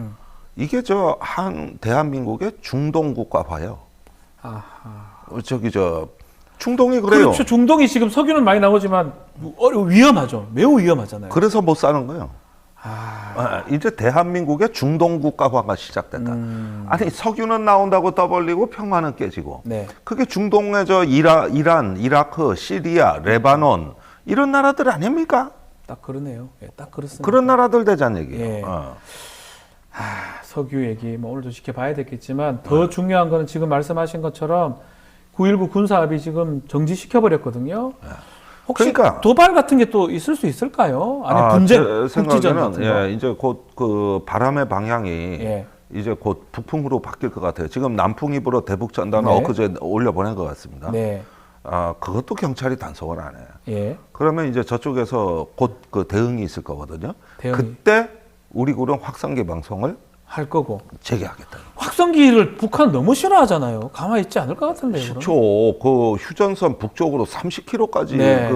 저 소리가 들리니까 이건 국토에 엄청난 양이 이제 그 심리전에 사정권에 들어가는 네. 거고, 그리고 북한도 틀어대기 시작하면은 이게 전례 없이 틀어대면은 저기 어디 강화도 같은데 어디 가시면은 네.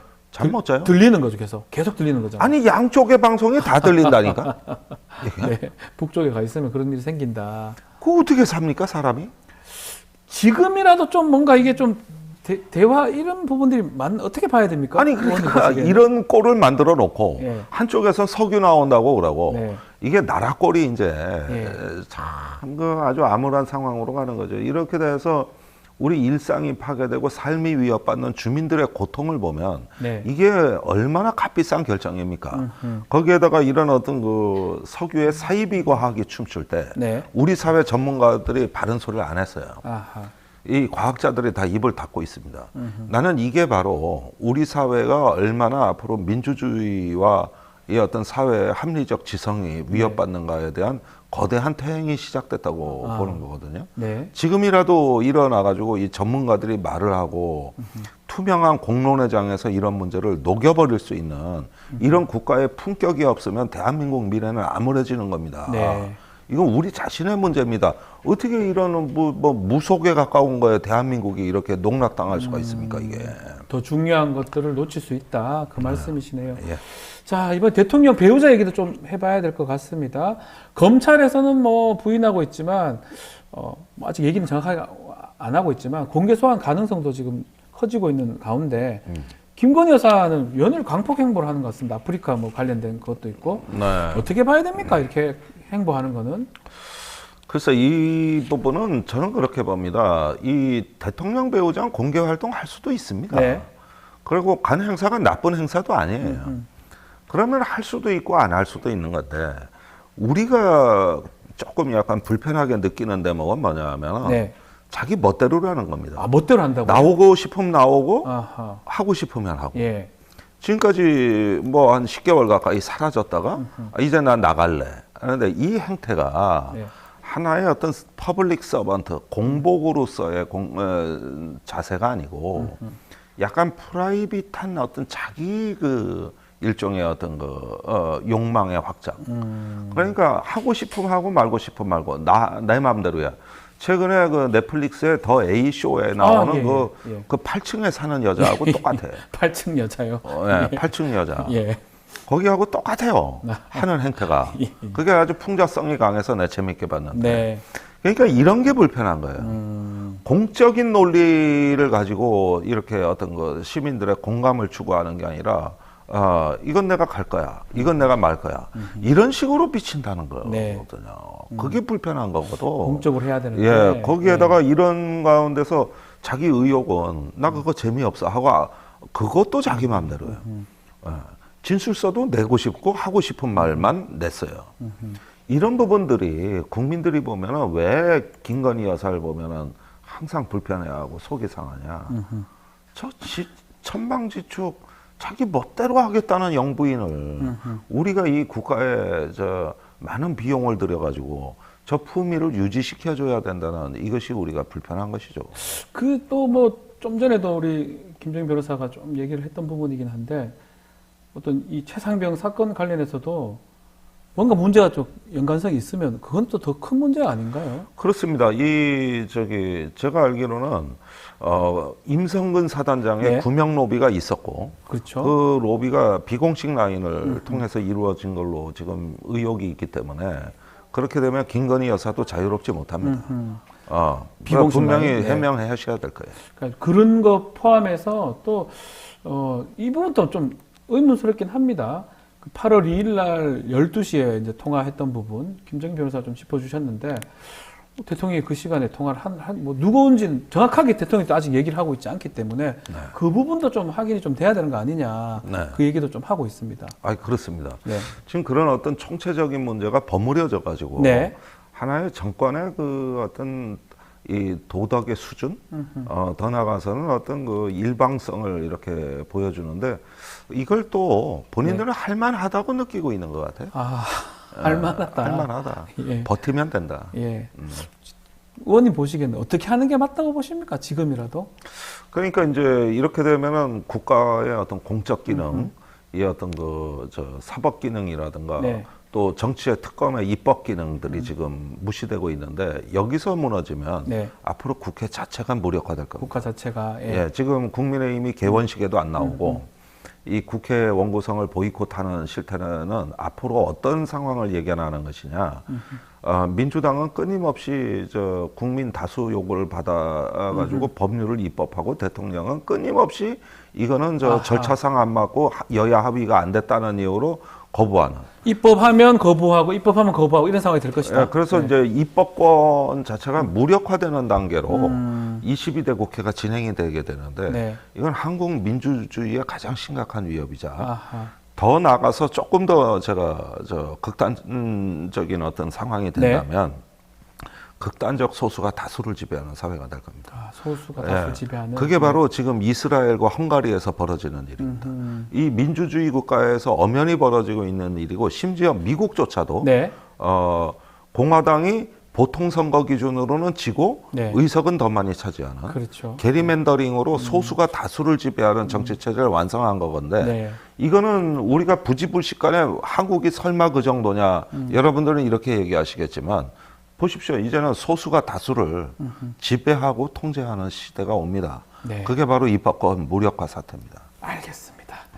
자, 오늘 또 입법권 무력화 아주 또 이 메시지를 또 주시면서 시간이 다 돼서 마무리를 좀 네. 해야 될 것 같습니다. 김종대 전 의원과 함께했습니다. 오늘 말씀 감사합니다. 고맙습니다. 네, 감사합니다. 자, 뉴스 인사이다 1부 끝나기 전에 구독자 이벤트 하나 더 지금 또 소개하겠습니다. 6월 15일 날 공개 방송을 하니까요. 자, 화면에 지금 QR코드 나오나요?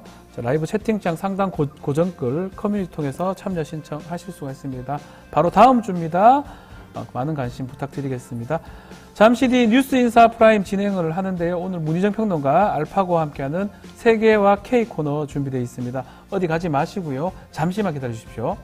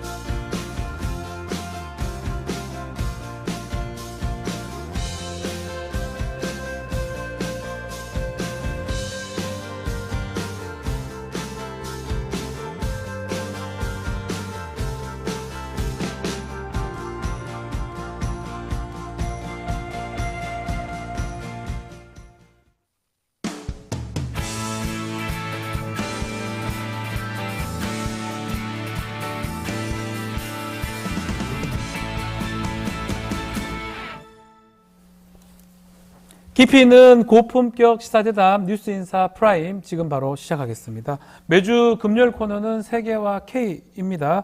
이 시간에는 세계 속의 한국 또 우리가 알아야 할 세계 소식 전해드리겠습니다. 문희정 평론가, 알파고 신하씨 기자 두 분 함께합니다. 안녕하십니까? 안녕하십니까? 자, 요즘 이스라엘 얘기가 가장 또 핫하니까요. 이 얘기부터 먼저 해보겠습니다. 이스라엘군이 지난주 난민촌을 폭격을 했고요. 이번에는 또 가자지구 내 유엔 난민기구 학교를 또 공습을 했습니다. 일단 평론가님 상황 네. 좀 설명해 주십시오. 6일 날 이 유엔 팔레스타인 난민기구 학교 이제 폭격이 이루어졌는데요. 네. 많은 분들이 이렇게 뉴스가 나올 때마다 이스라엘 군이 폭격을 한다고 생각을 하시겠지만 아닙니다. 지속적으로 지금 계속해서 이스라엘은 폭격을 하고 있고요. 민간인들은 계속해서 죽어나가고 있는 상황입니다. 예. 다만 하마스 측에서 이제 팔레스타인 측에서 우리가 공식 집계 사망자 집계 못하겠다라고 해서 두 손 두 발을 든 상황이기 때문에 보도가 안 되고 있군요. 예, 그 사망자 전체 집계가 35,000명 좀 넘었다. 요 정도에서 지금 그치고 있는 상황이고요. 지금 실종자만 10,000명에 달한다라고 하기 때문에 실질적으로 5만 명에 육박할 것이다. 이런 얘기도 나오고 있고. 어마어마하겠네요. 자, 이 팔레스타인 난민기구 그 난민촌 같은 경우에는 중부에 있는 곳이에요. 그러니까 네. 최남단 도시인 라파를 계속해서 공격을 하니까 여기에 와 있던 140만 명의 피난민 중에서 100만 명이 또다시 이동을 했거든요. 그래서 비교적 안전한 곳. 그리고 UN 팔레스타인 난민기구잖아요. 네. 자, 유엔이라는 단어가 붙어 있기 때문에 여기는 자동적으로 인도주의 구역이에요. 그 위에 유엔 써놓잖아요. 지붕에 유엔이라고 쓰여져 있었어요. 있었건데. 거기를 지금 폭격해가지고 어린이 14명, 그다음에 여성 9명을 포함해서 최소 40명이 숨지고 73명이 부상당했다. 뭐 이런 얘기 나오고 있는데요. 이스라엘 측은 뭐라고 얘기를 하냐면 여기를 예. 그 하마스와 이슬라믹 지하드라고 하는 또 다른 그 무장 단체가 그 자신들의 근거지로 사용을 하고 있었기 때문에 우리는 표적 공격을 한 것이다라고 주장을 하고 겉으로는 있습니다. 유엔으로 적혀 있지만 안에는 뭐 하마스나 이런 사람들이 있었다. 그렇기 때문에 공격해도 된다. 이게 논리네요. 어떻게 보십니까? 논리보다는 지금 우리가 또 언론 잘 안 나오는 거이긴 한데 네. 동시에도 좀 약간 이스라엘 사람들의 좀 입장을 이해하는 데 있어 도와줄 수가 있는 것 같은데요. 네. 그 유엔 산하에 있는 기관들이 팔레스타인에서 활동을 했을 때 유엔 직원을 보내줘야 될 거 아니에요. 네. 근데 솔직히 말하자면 너무 누가 갈라 그럽니까? 누가 가려고 무섭게. 그래서 너무 무서운. 그럼 누가 가겠어요? 가는 사람들은 예전에 아버지나 엄마가 팔레스타인 사람이었던 사람들 가요. 아니면 본인이 팔레스타인 사람이었는데 그렇죠. 뭐 공부를 해서 유엔에 들어간다든가 아니면 유학을 하고 이제 해외에 나갔는데 유엔의 공지를 보고 들어간다든가. 그래서 유엔 직원들의 가반수는 팔레스타인 배경이 있는 사람들이에요. 그래서 그 이스라엘 입장에서는 걔네들이 유엔 직원 아니에요. 그래도 유엔 적혀 있는데 그걸 포크가 그건 입이 넘어가서 그 사회는 이제 유엔이라는 그 단어에 대한 그런 거 없고 그냥 팔레스타인 배경이 있으면 유엔이든 나발이든 팔레스타인 사람을 취급하더요. 그러니까 이스라엘 입장을 보자면 그럴 수 있다는 거네요. 그래서 두 번째는 이스라엘 군이 IDF는 나름 좀 약간 신경 쓰거든요. 진짜로 안 죽이겠다고 그 민간인 나름 신경 쓰는데 근데 이스라엘 국방부도 우리 국방부랑 비슷한 거 아니에요. 이스라엘 국방부 안에는 좀 국방부로부터 자치권을 얻고 있는 그 부대들이 있어요. 뭐 예를 들면 97대 부대이라는 부대가 있는데 네츠아 예후다이라는 부대인데요. 이 부대는 미국으로부터 제재를 받았어요. 지금 얼마 전에. 그래서 한 2달 전이었는데 그때도 이제 나타냐후는 뭐라고 했거든요. 그 미국한테 동맹국끼리 어떻게 이렇게 제재를 때리냐. 자, 그러면 왜 제재를 때리냐면 이제 너무나 극우파 애들이 군대 안 가거든요. 그래서 그분들을 군대에 좀 약간 끌어당길 수 있게끔 특별한 부대를 만들고 거기서 그분들한테 어느 정도 자치권을 주거든요. 독자적으로 행동할 수 있게 해놨다. 참. 네츠아 야후다가 했다는 말이 아닌데 이러한 군대의 말을 안 듣는 부대들이 있는데 그분들이 이제 통제가 안 돼가지고 자발적인 행동들이 좀 약간 벌어지는 것도 또 다른 현실이에요. 근데 그거는 그건 책임을 져야죠. 이스라엘 전쟁 내각에서 어느 정도 묵인했기 때문에 그게 가능한 거거든요. 네타냐후 입장에서는 우리는 안 시켰어요. 걔네들이 자꾸 돌발 행동을 하네요. 자기네 군대잖아요. 다른 나라 군대가 아닌데. 그렇죠. 그러니까 밖을 향해서는 그렇게 얘기할 수가 없는 겁니다. 정당화하려는 거 아니에요. 저는 마음이 아파요. 이스라엘 편드는 게 아니고 지난번에 난민촌 공격했을 때 아주 치명적, 비극적 실수였다 표현했잖아요. 민간인 피해 줄이겠다고 얘기했는데 또 반복되는 느낌이거든요. 어떻게 봐야 됩니까? 비극적 실수라는 말 자체 저희가 읍스 마이 미스테이크라고 얘기하면서 정말 화를 냈잖아요, 지난주에. 근데 이 상황에 대해서도 특별히 본인들이 정말 실수했고, 우리가 왜 그 얘기 하잖아요. 한 번 하면 실수지만 2번 이상 반복되면 뭐다? 어리석은 거거나 또는 의도가 있는 거거나. 의다. 그렇습니다. 이거는 명백히 의도가 있는 거고요. 심지어 이 공격 과정에서 미군이 지원한 무기가 사용이 됐다는 얘기가 미국 언론을 통해서 지금 나오고 있는 상황이거든요. 이것과 관련해서 미국을 향해서 물어보니까 미국이 그건 이스라엘한테 물어봐야지라고 얘기를 하고 있고 더 저는 미국이 참 궁색하구나라고 느끼는 게 뭐냐면 미국 정부를 향해서 자 봐 지난번에 난민촌 공격했지 이번엔 유엔 학교 공격했어 이래도 레드라인을 안 넘었니? 라고 얘기를 하니까 레드라인을 아직 안 넘은 것 같아. 왜냐하면 우리가 말한 레드라인은 라파에 대해서 대규모 지삭 작전을 했을 때를 레드라인이라고 얘기했기 때문에 얘들이 아직 레드라인을 넘은 건 아니야라고 미국이 여전히 두둔을 하고 있다는 겁니다. 자, 미국은 아마 두려운 것 같아요. 전면전이 되거나 더 커지면 두려워하는데 그래도 약간은 좀 미국이 분쟁 확대를 말리는 분위기기도 하고 미국 지금 상황도 한번 짚어주시죠. 아니, 미국이 지금 이제 젊은이들이 미국에 있는 젊은이들이 이제 이렇게 되면 대선 때는 많이들 안 지킬 거예요. 그런 것도 있고 그리고 또 미국 젊은이들 때문에 지금 내 학교들도 지금 난리 났기 때문에 네. 그리고 미국이 지금 민주주의 사회의 이제 지도자잖아요. 근데 이렇게 가서 민간인들을 주고 가고 있는데 아무것도 안 하고 있다는 그 모습으로 그 라인의 지도자로서 어느 정도 존경을 받을 수 있는지도 물음표니까 미국이 어쩔 수 없이 좀 어떤 행동들을 취해야 되지. 예를 들면 방금 제가 말씀드렸던 그 네. 네사 야후다이라는 그 부대의 이제 경제 제재를 그리고 또 미국에 들어오면 체포한다든가 뭐 이런 식으로 나름 액션들을 취하니까 미국이 야 나도 아직도 뭐 인류 보편성을 예. 지키고 있다는 걸 보여주고 있는 거예요. 근데 그 정도지 미국이 무기 안 보내주면 끝이에요. 결국 미국은 어느 정도 선을 유지할 것이다. 그렇게 보시는 거군요. 플러스 네. 지금 사우디 왕세자는 이란을 방문할 예정이거든요. 네. 그것 때문에 지금 미국은 난리 났어요. 왜냐하면 미국 머릿속에 있는 그림이 이스라엘하고 사우디가 빨리 관계 정상화를 하고 그렇죠. 이란을 경제를 해야 되는데 이란하고 이란의 말을 듣는 무장 단체들 지금 이스라엘을 괴롭히니까 미국 그 중동에서 그분들은 좀 약간 입김 올라갔거든요. 근데 사우디 입장에서는 이대로 가면 나 너무 힘든데 네. 빨리 니네들이 전쟁을 빨리 종결시키든가 아니면 내가 가서 좀 약간 이란 친해질 거야. 그래서 미국이 급해졌어요 지금. 미국이 급해졌다. 예.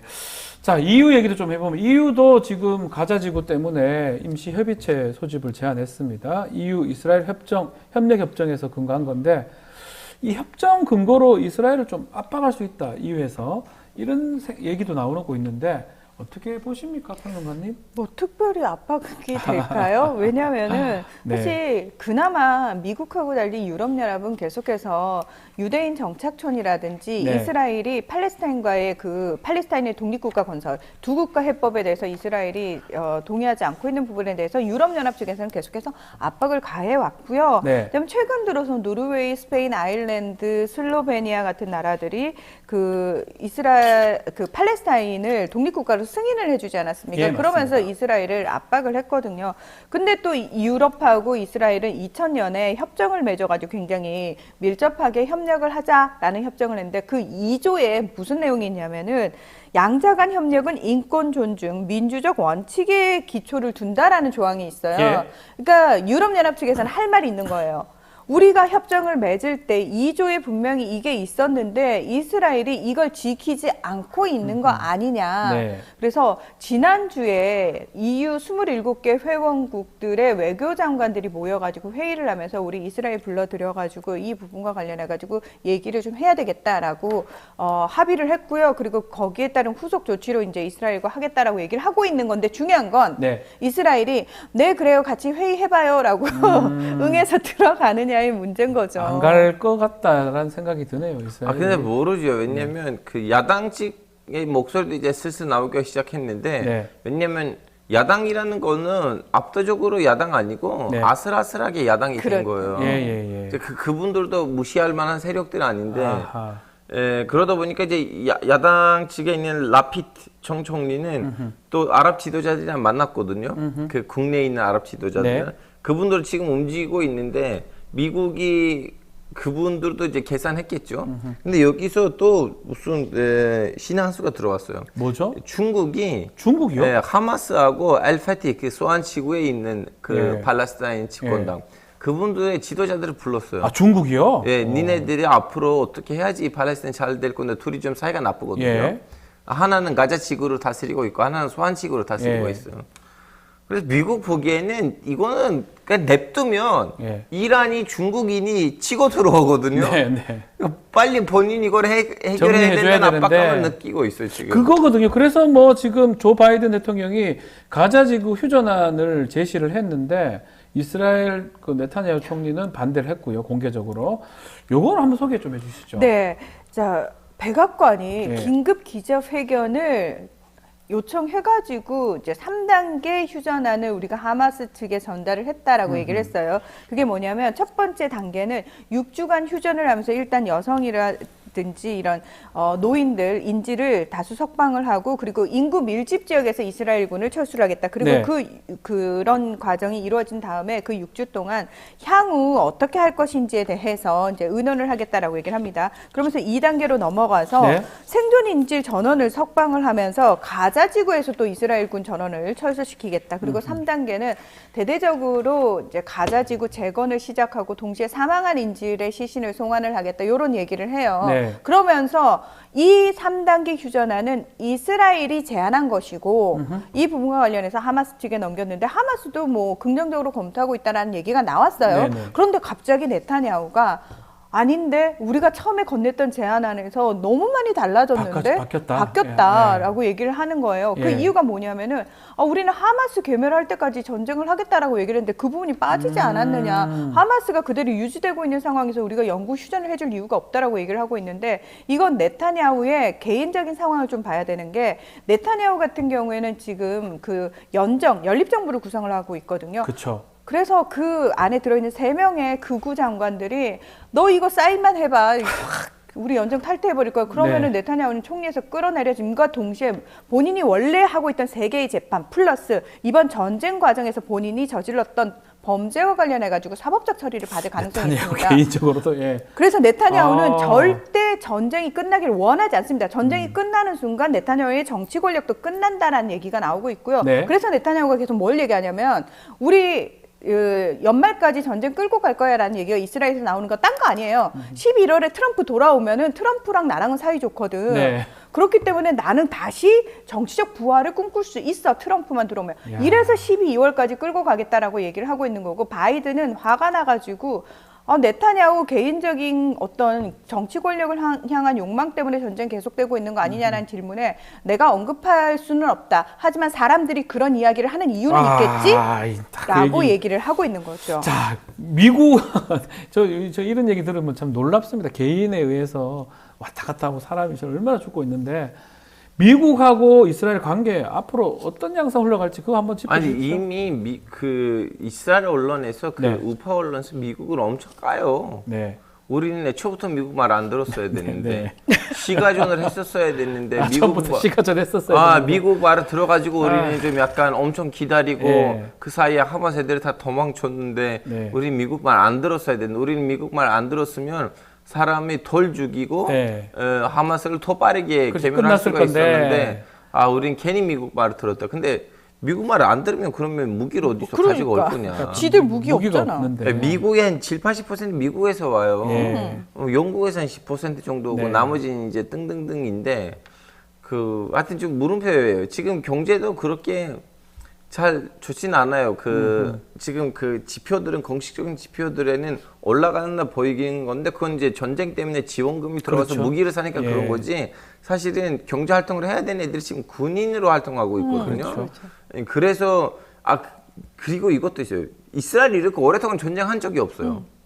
항상 전쟁에 빨리 짧게 끝나요. 끝났잖아요. 이때까지. 예, 항상 전쟁을 좀 잘하는 것도 있고 예. 그리고 전쟁이 빠르게 끝났어요. 휴전을 한다든가. 근데 이번에는 전쟁이 지금 1년으로 달려가고 있고 네. 더군다나 그 내각에 있는 그 극우파 장관들 중에서 아타마르 벤기를 얼마 전에 북방에 가가지고 전쟁 끝나다니 이제는 새로운 청사를 만들어야 돼. 레바논 기다려라 이렇게 했거든요. 이제 헤즈볼라 이런 전쟁을 준비하자는 사람들도 있어요. 네. 전쟁 마무리하는 거 아니고. 헤즈볼라랑 다시 한 번 더 붙어보자 이런 네. 얘기를 했다는 거잖아요. 알겠습니다. 참 어떻게 정리가 좀 될지 좀 궁금하기도 하고 미국 얘기도 좀 다시 좀 해보면 조 바이든 대통령이 지금 멕시코하고 맞닿은 미국 남부 국경 일시적으로 지금 차단, 특히 불법 입국자 차단하기로 했다는데 요 얘기 좀 해보죠. 대선 때문에 이런다 이런 분석도 있는 것 같습니다. 왜 앞서서 관세도 그렇고 네. 지금 바이든 입장에서는 본인이 계속 트럼프한테 밀리니까 진다는 조사가 많이 나오죠. 그렇죠. 근데 되게 웃긴 게 트럼프가 선점했던 의제들을 지금 뒤늦게 쫓아가는 모양새란 말이에요. 그래서 오히려 이게 별로 좋지 않을 거다. 왜냐하면 사람들 입장에서는 선명성이 없는 거예요. 바이든이 뭔가 좀 밀리는 것 같으니까 이스라엘 때렸다가 또 막 이스라엘 측에서 반발하니까 살짝 또 물러섰다가 예. 갈짓자 행보를 하는 것처럼 전형적으로 보이거든요. 네. 그러니까 철저하게 대선을 대선을 위해서 이런 얘기들을 하고 있는 게 전혀 유권자들한테 특히나 바이든 지지하는 유권자들뿐만 아니라 중도층한테도 바이든 이상해. 네. 쟤 왜 저렇게 일관성이 없지? 라는 걸로 비춰질 수 있고 오히려 자꾸 트럼프 공약을 따라하는 거 보니까 트럼프가 잘했나? 아니요, 정말 그 선거 전문가들은 예. 이런 부분까지도 걱정을 하고 있다는 겁니다. 트럼프가 또 반격하겠죠. 내 거 왜 따라하나 이렇게 아, 할까요? 근데 어떻게 이거는 할까요? 오히려 그 네. 트럼프도 넘어서서 네. 이 그 멕시코 국경에서 이제 그 불법 이민자들이랑 관련된 몇 달 전에는 문제가 더 있었거든요. 아. 트럼프는 이 얘기를 가지고 얘기를 했고 왜 바이든 아무것도 못하냐고 하고 바이든이 이 나라는 이민자들의 나라인데 우리는 어떻게 이민자들을 막느냐고 했고 오히려 너무 간다는 모습을 보여줬는데 이때는 텍사스 주지사가 나섰어요. 아, 이거 무슨 말이냐? 이거 나라냐? 개나 선어 들어오고 니네들이 그럼 안 막을 거라면 내가 막을 거야. 텍사스 주지사는 공화당 쪽이죠. 그죠? 예. 네. 그리고 이제 딱 그 멕시코 국경에 있거든요. 그래서 미국 그 바이든은 야 너네 조심하라 눈 깔아. 너 무슨 주제 뭐 텍사스 주지사인데 나 대통령이야. 예, 예. 근데 텍사스 주지사는 미안하지만 여기는 연방국가이거든요. 예, 그렇죠. 예. 그래서 나는 나의 개인 공권력을 써가지고 국경을 막겠다고 했는데 이제 헌법위와 이제 연결됐다가 텍사스 주지사가 이긴 분위기가 됐어요. 아, 분위기상으로는 그래서 지금 바이든 입장에서는 이거는 무리할 필요가 없어요. 오히려 그 대세를 좀 잡고 가야 돼요. 지켜봐야 되겠네. 예. 그 텍사스 주지사가 열받아가지고 그래? 알았어 이러고 니들 한번 당해봐 이러고는 들어온 불법 이민자들을 다 버스에 실어가지고 뉴욕주 뉴욕은 예, 민주당 주지사거든요. 그러니까 니들 한번 당해봐라 이러고 계속 실어 나르는 거예요. 아이고야, 예, 그러니까 이제 뉴욕 시민들도 잠깐만 이거 우리 못 이건 살겠는데? 아닌데. 예. 라고 하니까 바이든 입장에서 아우 이거 이래서는 안 되겠는데 라고 그래서 해서 차단한 것이다. 자, 지난주에 저희가 네. 트럼프 전 대통령 그 유죄 판결, 성추문 입막음 사건, 그것도 다뤘는데요. 조지아주가 이제 경합주입니다. 아주 대표적인 경합주인데, 유권자의 절반이 이 유죄 판결을 신뢰하는 것으로 드러났습니다. 이거는 대선에 어떤 영향을 줄까요? 대선에 큰 영향을 안 줄걸요? 아, 상관없습니까? 네, 왜냐면은 사실 그 유권자의 절반 정도, 뭐 한 52% 정도가 네. 이 무당층 중에서 유죄 판결에 뭐 동의한다. 하지만 42% 판결에 동의하지 않는다라고 얘기를 하거든요. 예. 근데 중요한 건 트럼프 전 대통령에 대한 투표 의향에 변화가 발생할 것 같으냐? 라는 질문에 응답자의 54% 변화 없다. 변화가 없을 더 것 지지할 거야. 23%. 그래, 난 지지를 거두겠어. 22%였다는 거예요. 네. 근데 이 조사에서 그 질문이 있었어요. 그럼 오늘 대선이 치러지면 누구 선택하겠냐? 중요하잖아요. 예. 트럼프 49, 바이든 44. 아휴. 트럼프 이 경합주에서. 승. 예. 트럼프 조지아에서. 승. 예, 이러다가 가면 트럼프는 교도소에서 나라를 관리할 것 같아요. 왜냐하면 법적으로는 교도소에 들어가고 나라를 관리 못한다는 그런 거 없거든요. 그렇죠. 그렇죠. 미국의 법이 그래요. 그렇죠. 지금 봐도 교도소에서 네. 나라를 관리, 그럴 가능성도 그래서 있겠네요. 미국이 지금 네. 어디로 가고 있는지 모르겠어요. 아, 정말, 지금 말씀대로, 지금 사법 리스크가 이만저만이 아닙니다. 트럼프도 트럼프지만, 바이든 대통령 아들 재판 결과도 네. 이제 다음에 나온다고 하는데, 이것도 한번 좀 짚어주시죠. 자, 지금 바이든은 첫째 아들인 보 바이든은 네. 너무나 정치적 후계자를 키우고 싶었고 그 모범생이던 보는 질병으로 죽잖아요. 그렇죠. 문제아이던 그 차남 헌터 바이든이 아휴, 아버지가 우크라이나랑도 뭘 예. 저질렀고. 아버지랑 짝짝꿍을 해가지고 아무튼 이렇게 비자금 관리를 하는 대표적인 아들인데 네. 이 아들이 참 문제가 많습니다. 지금 현재 재판을 받고 있는 건 뭐냐면 2018년 10월에 총기를 구입을 한 사건으로 인해서 3건의 중범죄 혐의를 받고 있는데 첫 번째 총기상에게 거짓말을 했고 두 번째 총기 구매 서류에 본인이 마약 중독자라는 사실을 숨겼습니다. 네. 그리고 세 번째 불법적으로 총을 소지한 혐의를 받고 있는데요.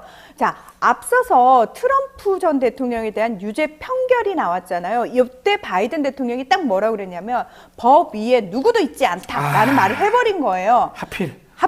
근데 아들이 2주 동안 재판을 받고 있는 과정에서 이제 사람들이 그러는 거죠. 그래, 네 아들도 법 위에 있지 않으니까. 네. 그래서 전문가들은 바이든의 그 말이 헌터 바이든의 족쇄가 됐다라고 아. 얘기를 하는 거예요. 이 사법 리스크 앞으로는 11월 있을 미 대선 어떤 영향을 미칠지 우리 알파고 어떻게 보십니까? 저 미국 사람 아니에요. 그래도 제일 잘 알잖아요. 저희는 뭐 미국 사람입니까? 뭐.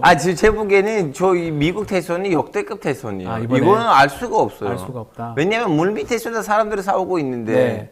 이상한 일들이 벌어질 것 같아요. 이번 저 이상한 일이라 함은 우리가 상상하지 못했던 네. 일을 얘기하는데 네. 저는 만약에 그 일이 벌어지지 않는다면 지금 양상으로만 보면 표면적으로 드러난 양상만 보면 트럼프의 트럼프가 유리해 보이는데요? 복귀입니다. 예. 어. 근데 이상한 일이 일어나면 이상한 결과가 나오겠죠. 아하, 이상한 일도 일어날 수가 있다. 뭐. 충분히 가능성이 네, 있습니다. 지금 미국은 역대급이다. 우리가 이제껏 겪지 못한 그런 대선을 한번 볼 것이다. 근데 트럼프의 그 말이 있었는데 제가 그때 무슨 뭐라고 하는 거야 했는데 지금 약간 예 트럼프 이 말이 있어요. 네. 이건 마지막에 민주주의적인 아, 투표다. 오 말이 많네. 예. 충분히. 무서운 네. 결과가 될 수도 있을 것 같습니다. 자, 요것도 한번 짚어보시죠. 인도로 좀 가봅니다. 나렌드라 모디 총리입니다. 인도 총리가 총선 승리를 하긴 했지만 4년인 성공했지만 압도적 승리한 건 아닌 것 같아요. 네, 일단 본인의 정당이 예. 그 전에는 303석을 가지고 있었어요. 543석 중에서 총. 예. 과반을 훌쩍 넘겨서 가지고 있었는데 이번에 240석으로 쪼그라들었어요. 많이 줄었네요. 예. 예. 그리고 심지어 이제 여권 연합이라고 하는 당도 그러니까 연합이 그러니까 240석 플러스 53석 해가지고 293 과반 겨우 넘겼거든요. 네. 그런데 반대편에 서 있는 제1야당 인도 국민회의를 비롯해서 야권 연합이 232석을 얻은 거예요. 그래서 실질적으로는 이건 야권의 승리다. 야권 이긴 것이다. 그렇습니다. 실질적으로는. 실질적으로는 왜냐하면은 여당 단독 정부는 안 됐어요. 연립 정부가 돼야 연립정부가 되고요. 된 그리고 그 거니까. 연립에 그 군소 정당들이 엄청 많이 있는데 모디 총리가 이 사람들이랑 관계가 틀어지면 어떻게 되죠? 연립이 예, 깨지면은 깨지면 끝나는 거죠, 끝나는 사실은. 거죠. 네. 그래서 이 야당에서는 계속해서 우리 그래 알았어, 니들 일단 3년임 시작해. 우리가 야권 연합이 계속해서 그 연립 정부 구성하고 있는 정당들 흔들어낼 거야. 엄청 너 이쪽으로 예. 오면 우린 장관 자리 줄게. 왜냐면 한국은 내각제가 없네. 전 내각제 있는 예. 나라에서 왔거든요. 예. 내각제 있는 나라에서는 난리도 아니겠네요. 정치인들은 진짜 한국 정치 시스템 좀 감사할 줄 알았어요. 예. 더 야비하고 더 사기꾼 같고 그 내각에서 진짜 그 자리 하나는 표 하나예요. 예, 너 우리 그렇죠. 정당으로 오면 우리 너를 장관으로 만들어줄 만들어줄게. 테니까. 예.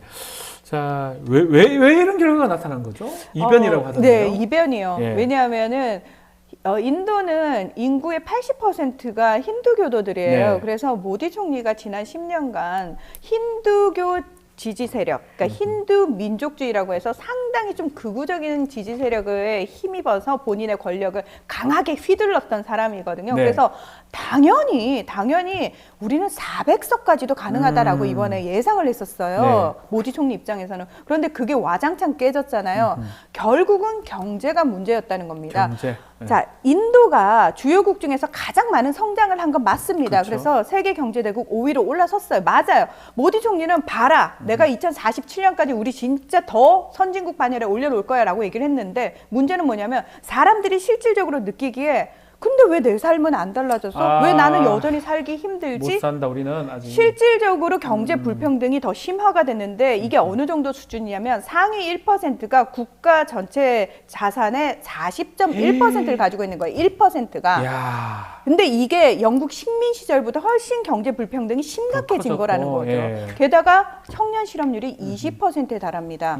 그러면 우리 생각에 그 청년 실업률 20%가 무슬림 2억 명이라든지 다른 소수 종교에서 발생했느냐? 아니라는 거예요. 힌두교 힌두교도, 숫자가 많으니까 힌두교도. 당연히 그들의 실업률이 높다는 거죠. 그러니 싫다는 거죠. 이거 뭐 이러면 사실은 경제가 안 되는데 선거 경제 이긴다는데 플러스 종교 두 종교도 가지 아파요. 문제입니까? 왜냐하면 예. 지금 마니푸르에서는 그 기독교 지van이거든요. 그쪽 네. 동네는 인도의 동쪽에 가시면 거기는 주들이 80%, 90% 기독교 신자예요. 네. 근데 그쪽 지역에서 지금 중돌들이 일어나고 있거든요. 네. 정부는 좀 힌두교 사람들의 편을 들어서 거기 진짜 하얗고 같았고 그리고 서쪽에 가시면 거기서도 이제 시크기호 있어요. 그 남자들이 모자를 쓰는 거 예, 있잖아요. 예. 딴딴딴딴딴딴 그 가수 아시죠? 예. 그거는 대표적인 시크기호 시크기호, 가수인데 예. 그쪽 동네에서도 지금 시크기호 사람들 상대로 문제가 있고요. 그리고 인도 북방에서도 무슬림들 상대로 문제들이 있고 있는데 이 종교 갈등 때문에 국민이 좀 약간 지친 건 있어요. 그러니까 두 번째는 이제 선배님이 경제 얘기를 하셨는데 경제적으로 성장을 했는 건 맞는데 네. 그 성장이 좀 약간 기업 위주로 됐고 근데 인도는 기업 위주 나라 아니고 그러니까 농업 위주 나라이거든요. 그래서 남부에 가시면 공산당도 거기서 압승하고 있어요. 네. 근데 이 농부들이 이번에 와서 너무 많이 좀 약간 그 피해를 봤다고 해야 되나? 그래서 힌두교 농부들이 나와서 우린 그럼 너를 지지 안 하겠다고 했는데 그 BJP 나렌드라 모디 총리의 그 투표율이 그 농업지대에서 엄청 떨어졌어요. 아, 농업지대에서. 예. 그리고 이제 세 번째는 비리인데 원래 인도에는 비리가 있었는데 비리가 부패. 예, 부패가 있었는데 튀르키예도 만만치 않죠. 이게 만만치 않은데 근데 웬만큼 나라 있긴 있어요. 근데 인도에서는 이번에는 너무나 눈에 손가락을 빠뜨리듯이 비리를 했던 거 뭐냐면 이 나렌드라 모디 총리는 구자라 출신이에요. 네. 근데 본인 정권 때는 구자라 출신 기업들이 뭐 물론 그때도 사람이 나름 부자였는데 엄청 대폭 지원을 했어요. 그 국가랑 관련된 모든 일들을 그 기업들한테 줬는데 그 기업들이 주가 조작을 했다든가 이렇게 그 상상 초월의 비리 일들을 부패. 저질렀기 때문에 경제가 좀 약간 이렇게 한번 뒤집힌 적도 있었는데 그것 때문에 사람들이 심판한 거예요. 아, 이게 주가 조작은 정말 나쁜 짓이죠. 그걸 했으니 당연히 주가 조작이요? 예전에는 구자라트주에서 그 모디 총리가 본인도 어쨌든 의원으로 당선이 돼야 되니까 네. 50만 표 이상의 압도적으로 당선이 됐다면 이번에는 15만 표를 확 쪼그라들었다는 줄어들었네요. 거예요. 네. 예. 마지막으로 중국하고 인도가 원래 좀 불편하잖아요. 접경 지역도 있고. 중국 반응은 어떻습니까? 모디 자, 총리 일단 축하합니까? 예, 첫날 축하를 했어요. 근데 그 다음 날 그 인도와 중국 국경에 최신의 전투기 배치하고요. 그다음에 그 대만의 라이칭더 총통이 이제 모디 총리 축하한다라고 하니까 모디 총리가 고마워 이러면서 답을 했단 말이죠. 중국이 네가 감히 대만한테 답을 해? 아, 답을 했다고? 예. 우리 그 대만에는 총통이라는 직책이 없어. 대만은 중국이야. 근데 왜 네가 답을 해? 이러고 다시 으르렁대고 있다는 거죠. 알겠습니다. 자, 오늘 말씀은 여기까지 듣고 정리를 해보겠습니다. 알파고 신하 씨, 문희룡평론가 두 분 감사합니다. 네, 고맙습니다. 자, 뉴스 인사 프라임 어떻습니까? 생방송 라이브 끝나고 다시 보기 가능한 거 아시죠? SNS 홍보 좀 부탁드리고요. 댓글 참여도 기다리고 있겠습니다. 저는 다음 주 월요일에 다시 찾아뵙겠습니다. 고맙습니다.